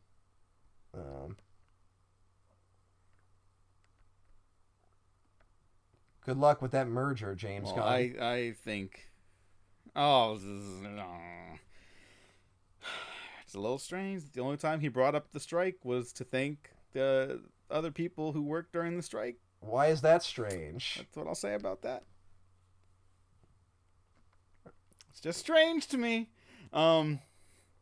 Doesn't mean he's not. Why does he look? Why does he look? I got questions. Why does he look like the Collector now? When he's looking over like the production plans with David Zaslav, he's like beautiful. Yeah, it's like he's turned into the guy. He does the quotes. Yeah, he turned into him. David Zaslav is Thanos. Oh my god, no, he's too incompetent. David Zaslav would snap his fingers to like make fucking Warner Brothers huge, and the stock price would still drop somehow. I destroyed the movies for tax credits. Like when he destroyed the stones in that. I used the tax credits to destroy the tax credits. I was like, wait, why? You know what? I didn't really think it through. Yeah, I just hate art and artists. And I might be a traitor to the industry at large. I don't know what I'm doing, and I have a very small brain. But maybe if I keep buying other companies, that seemed to work out well for Disney. Yeah. People liked them for like 10 years. Now they don't like them. How well Disney's doing right now specifically. It's clearly all paid off. Let's do what they're doing. You know when it did pay off for Disney is Iron Man 3, because after the Avengers, they were kind of untouchable. Well, that was actually Iron Man 3 is like the moment where it's like, oh, this is going to be a thing. Like where like MCU is just here because that was I think the question after the Avengers was like, is this going to carry over to other movies not called the Avengers, right? Like, yeah, because up until that point, it's like Captain America: The First Avenger and Thor had like done okay, but they weren't like monster hits, right? Like I'm looking at like Thor made $450 million basically on a $150 million budget. Oh, I thought it was less. That's pretty good for fucking Thor back then. Like, who cares? But like, dang, I didn't know that. And then you have First Avenger, which only made $370 million on a $140 to possibly $216 million budget. So who knows what's happening there. Like, the story was they were actually losing money by the time the Avengers came out, which is partly why fucking Paramount didn't really fight hard to hold on to the Avengers when Disney swooped in. Like, they didn't see it as being this thing. And then Avengers comes out, opens to like $200 million, makes $1.5 billion, right? So it's like, oh shit, all right, it's massive. But I think this is really the moment where it's like, is this going to continue for these other movies? And then Iron Man 3 comes out and also makes $1 billion. So, like, let me just look at that run real quick, like post Avengers. So it's Dark World, which makes $644 million, so not great compared to the others, but still that's more than the first one. And then Winter Soldier makes $715 million, which is also really good. But then I think the other thing that clinches it is Guardians, which makes $773 million. So like when they were able to push Guardians just off the Marvel name, that was when it's like, oh okay, this is it. Like this is what it's gonna be. So. Yeah, and I was definitely an early like champion of this movie before it was even out, just because I knew Shane Black was attached to it, right? Like, I was not here for. After being introduced to Kiss Kiss Bang Bang, I'm like, oh, this is one of my guys. Yeah, I was not here for Iron Man a third time. I was here for Shane Black's next movie, basically. Although I was also there because it was partly inspired by the Iron Man comic Extremis, which was written by Warren Ellis, who was definitely one of my guys in that era, and then he turned out to be a sex creep. So that happened. Yeah. But so those were the things that I think had me excited at the time. Yeah, I don't know if you remember, but those Avengers trailers weren't very good. Like, I know people dunk on them now because they're, like, very of the era. I kind of find them charming because of that. But they weren't like, I gotta fucking watch this movie. I was a nerd and was like, I hope that was works. the vibe and going. And I think I've talked about it on this show. I remember being in the theater opening night, and that first sequence happens with Loki, and being like, oh no, this isn't going to be good. Like, that first sequence happens, and I'm like, this isn't working. Oh shit. Like, and it kind of turned around after that. I remember that so vividly, of like not vibing with the opening.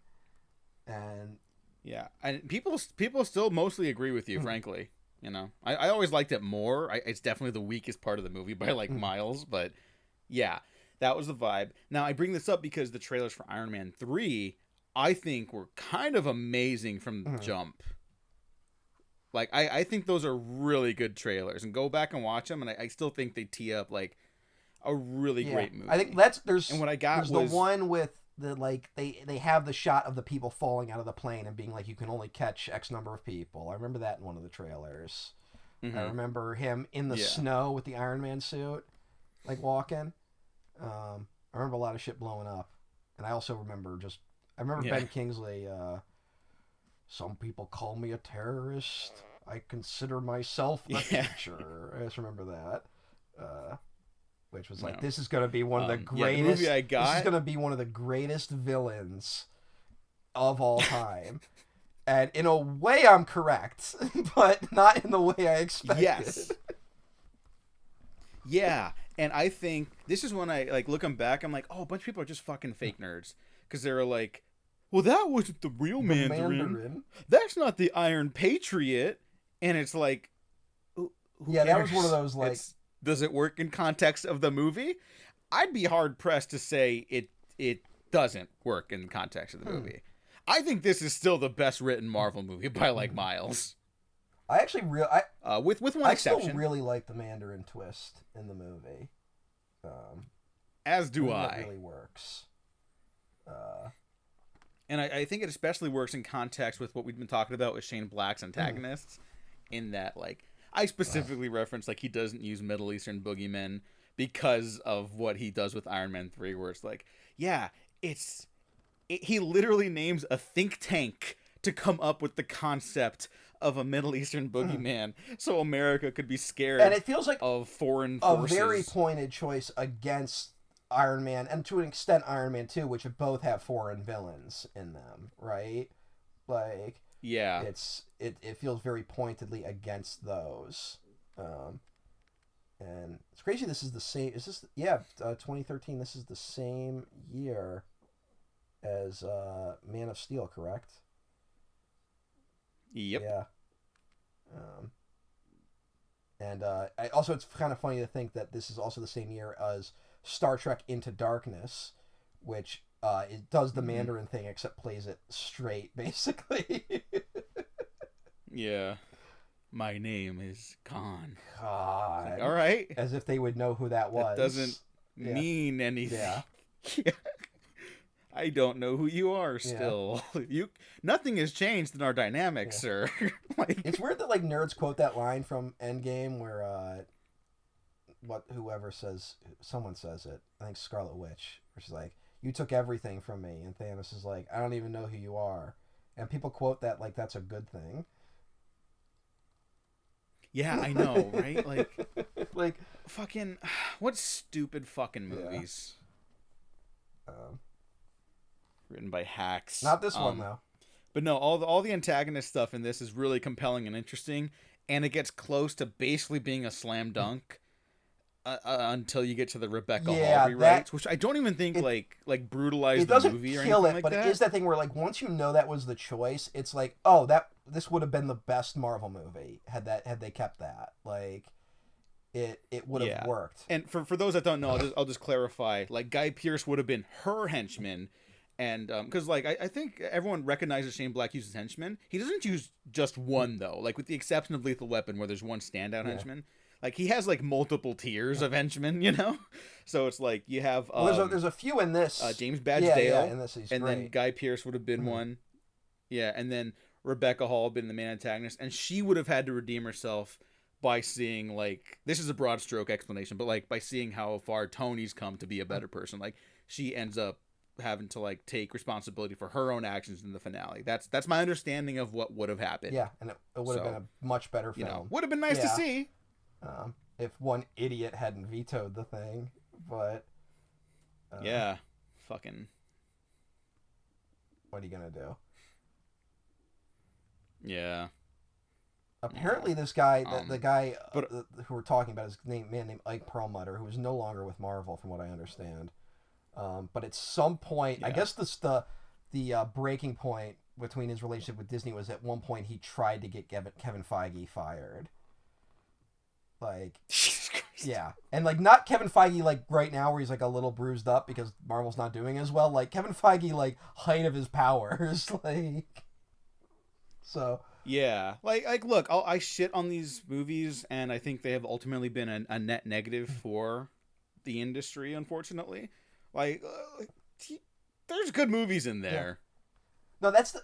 Like, I think the thing that's so torturous about the MCU, honestly, is that I think almost every Marvel movie that's been made has a good movie buried in it that is like fucked up by like studio mandate type shit. Like that if these movies had been allowed to kind of like grow organically in their own way, they would be better movies. Now, I don't know if that's a better world where if these movies are better but still dominating the industry, I think that's a structural problem, right?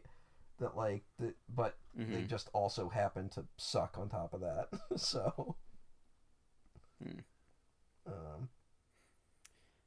one of the things I really love about Iron Man 3 is that, and Shane Black has directly said this, it has the structure of like the ghosts of Christmas past, present, and future.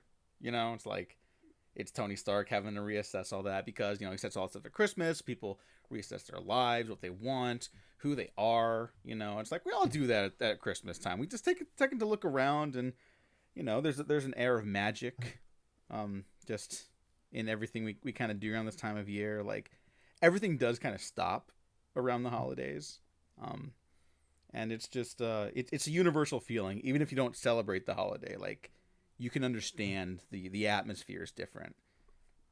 And I think that's why people just like setting stuff on holidays now more often too. Like it's no longer just Shane Black's thing, to the point where he has said, like I think in the Nice Guys press run, where they were like, "Oh, so is the Predator gonna be set at Christmas?" He's like, "Well, now I can't set everything at Christmas because you guys keep bringing it up." So it's like, and I'm like, no, go back. Like, I mean, I'd like to see his take on other holidays. So that would be fun. Well, the Predator takes place on Halloween. So like it'd be fun if you started mixing it up. Yeah. Yeah, Iron Man 4 can take place on the 4th of July.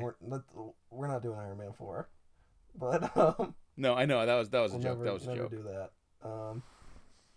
No. It's one of Miguel Ferrera's last movies.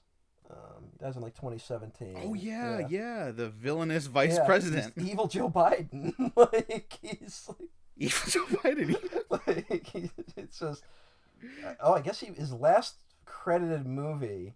He does 2 animated movies after this, but his last credited animated movie is Teen Titans: The Judas Contract, where he voiced Deathstroke. Oh. So, I mean, hey. Oh, that's a pretty good voice. That is a pretty good voice for Deathstroke, but also, let's stop doing that. Yeah. He voiced Vandal Savage in Young Justice. Yeah. That was one of those where it was like, goddamn, who's doing this great voice? And it was fucking him. So, like... yeah. Yeah. R.I.P. How the fuck have they not... Last credit is Twin Peaks: The Return. Like, look, I'm not telling these people how to fucking do their movies or whatever, but Vandal Savage is, like, right there, dude, to put in one of these fucking movies. Like, why are we... Why is DC so bad at this? Like... Well, didn't you see the millions of tweets that the DCEU is finally over? I don't know what that means.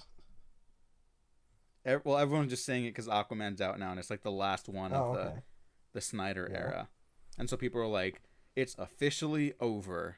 And it's like, did it ever really start? And I like some of those movies, but like, let's be real. DCEU ended up being like 7 different universes all competing against each other, and then they collapsed in on themselves. Crisis on Infinite Earth style. Yeah, like a dying star. It's just maybe that was Snyder's plan the whole time. He was just trying to recreate Crisis on Infinite Earths metatextually. Zack Snyder, you've done it again. Yeah. He's playing 5D chess. I also think that a part of the because this movie is still kind of ranked as like the worst Iron Man movie among nerds, which is crazy to me because Iron Man 2 exists. But that is crazy, and I've said my piece before. I think the other Iron Man movies are solid. Yes. Iron Man 3 is in a different league entirely. It's not comparing them. Like there's no point. And I'll say to my it. piece is I revisited the first Iron Man not too long ago, and it actually really doesn't hold up. So it gets by on charm. it does have a lot of charm. Allegedly from Shane Black doing some really uncredited rewrites just for Downey Jr.'s dialogue. But so there's that. No, but like, look, Iron Man 3. I think it's a straight up great superhero. It's one of the best. It's definitely like when we're looking back at this era, like it's one of the definitely top one of the dogs, top easy. ones in the MCU. Like it's even with like the weird like cinder block shoes on it, you know, like it has its moments, and it finds a way to use everyone really well too. We even get Happy Hogan get some action in this movie, which I genuinely appreciated. Yeah, he gets to be the inciting incident, basically. I was so worried he was gonna die. Like, not me the too. like I love Jon Favreau way. I just like Happy Hogan. Like, it's just you're genuinely worried about him in that sequence because he's really outmatched. Like, yeah, and like to the point, like when I was first watching it, and Tony's doing that speech, like I'm not afraid of you, like show up at my house, motherfucker. I'm like, yeah, fucking get this guy. And then I'm like, oh wait, he just threatened a terrorist to come to his house to fight him. Like that's probably. Oh, and then I remember the trailer footage of the house getting blown up, and I'm like, okay, this all tracks now. Like, and then the other angle, I think I remember this movie getting knocked with being like, he's got PTSD, and what, he gets over it in a few days? That's not how PTSD works. And I'm like, oh yeah, and I'm like, yeah, but do you know how movies work? Like, yeah. Like, I'm not asking it to be an accurate portrayal of PTSD. Like, but yeah, it's a lot going on here in this fucking movie. This was just such a weird. I mean, like, this was you know what? It's a weird canary in the coal mine for like what will be a problem by the time Last Jedi comes out, right? Like, we're just nerds basically like brushing up against just very obviously good things in a movie. Yeah, where it's like, oh, that's not Iron Patriot, and I'm like, do you understand what the fuck what they're doing with that imagery? He's not in the suit for most of the movie. What the fuck, man? Like, what's that about? Yeah, and it's like they just can't stop to think, like, why do you think that is? I promise you, it's not an accident. Yeah. The man who wrote Lethal Weapon didn't make some accidental Iron Man movie where he's not in the suit. He did it for like a reason and an intention. Like, co-written by Drew Pierce, of course. It's not like he got into the editing booth and was like, "Oh fuck, I forgot to put him in the costume." Like, it's like, how do people? It's like, hey, maybe there's some statement being made about Iron Patriot being repainted model of War Machine. Listen to those names. What do you think that's about? I promise it's intentional. That's not how he is in the comics. Like, don't you understand this? This is just a spit in the face of fans who stuck with these characters forever. Buying comics. Why is Iron Man fighting Terminator villains or whatever the fuck? I saw that criticism one time where they're like, it's like they're fighting the Terminator 2 villain, the T-1000. I'm like, what? It's a statement about treating veterans like shit and literally turning them into weapons of war. So the villain just gets like these veterans and like puts some shit in them. That's supposed to be the villain. Like, what's that, man? Like, what about the Mandarin? he's one of the best villains ever because he's the Mandarin. Yeah. Also, he's like not, No. and it was like really gross that they just repurposed him for the Asian led. That is Marvel one of the movie. most insane choices of that movie. Yeah. Yeah. That rubbed me the wrong way, and that movie's also dog Yeah. shit. So it double rubbed me the wrong way. You know what's the most insane thing about that? About the whole he's the Mandarin thing? That he has to give a speech where he explains that he's actually the Mandarin, and it's like the best part of the movie. Like, it's the worst choice you could possibly make, narrative-wise, but that speech is the best scene in the movie. Well, you're talking about the Tony Leung speech, Yes. right? Like, what the fuck? Well, he's one of the top 5 living know. actors. That's why that so works. insane. Did he die in that movie? I don't even remember. He God does damn die. it! Like, He sacrifices himself for Simu Liu, which is maybe the worst creative decision in the last decade of their horrible creative decisions. why? What happened there?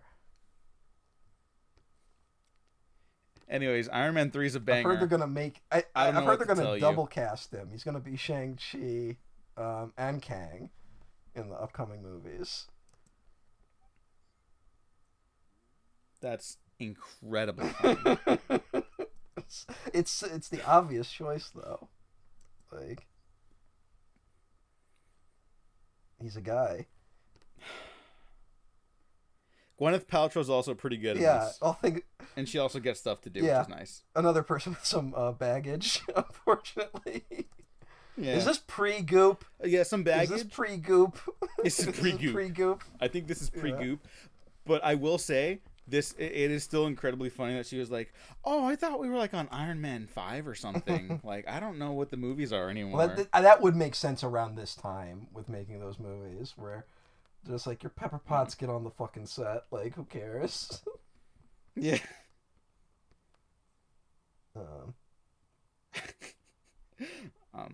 And I brought this up earlier where like we're talking about Lethal Weapon 2. Shane Black originally wanted Riggs to die there, and how that's kind of fucked up that a guy who is suicidal ends up having to sacrifice himself for his loved ones. And how like I think you and I agree with this. Like we like a more complicated ending. Where it's like, okay, now you have to live. And, Yeah. like, that's like the real harder choice, but ultimately worth it. I love the ending of Iron Man 3 so much.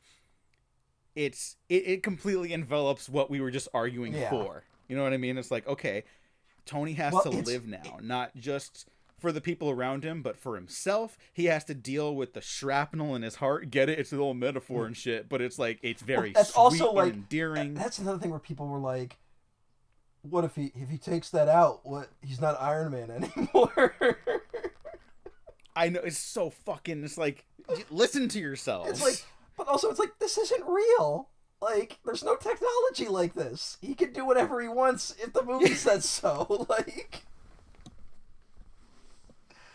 oh my god. This is what happens when we record long. Like, I start getting slap happy with talking about the movies.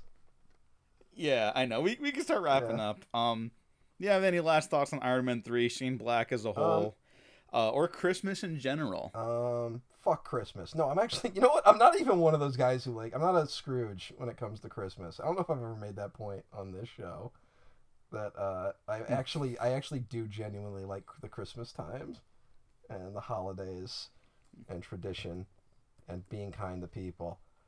Even though I think that It's a Wonderful Life should have ended with Mr. Potter being murdered. But Oh yeah, but now we all agree that it should have ended that way. it's how does the guy, he stole the money. Like, he actually stole the money. Like, he wasn't just a bad person. He actively facilitated the crime. Like, he almost directly led to George Bailey's suicide. Like, piece of shit.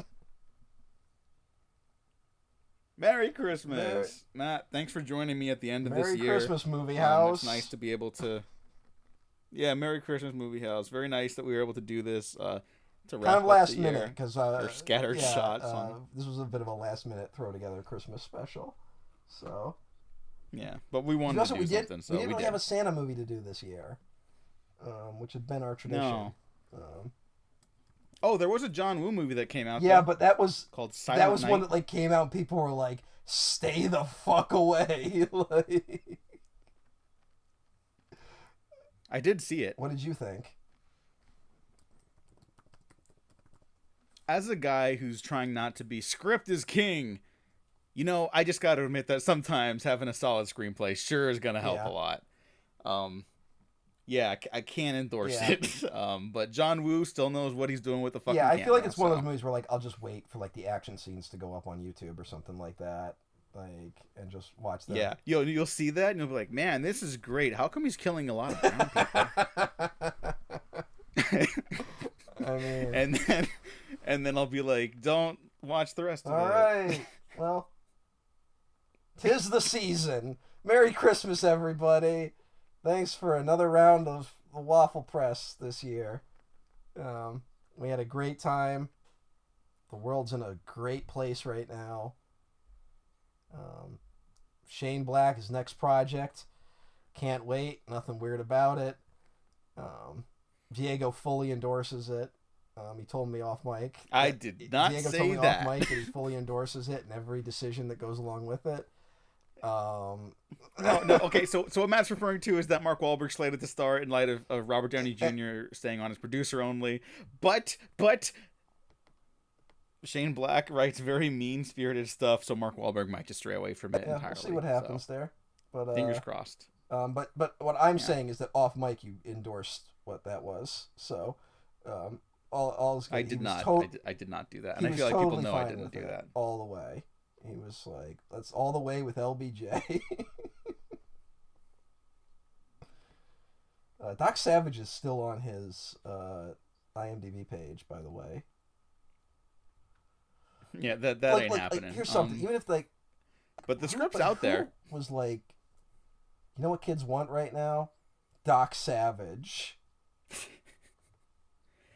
It was the height of the MCU. That's why it was going to happen like Doc after Savage, Iron Man 3. Man. That's why. It's sort of like when Batman was a big hit, and then they were like Doc do Savage would have Dick made Tracy. sense in like the early '90s, like to give it a try. It's like way too late at this point. Like I would have been there, but you know.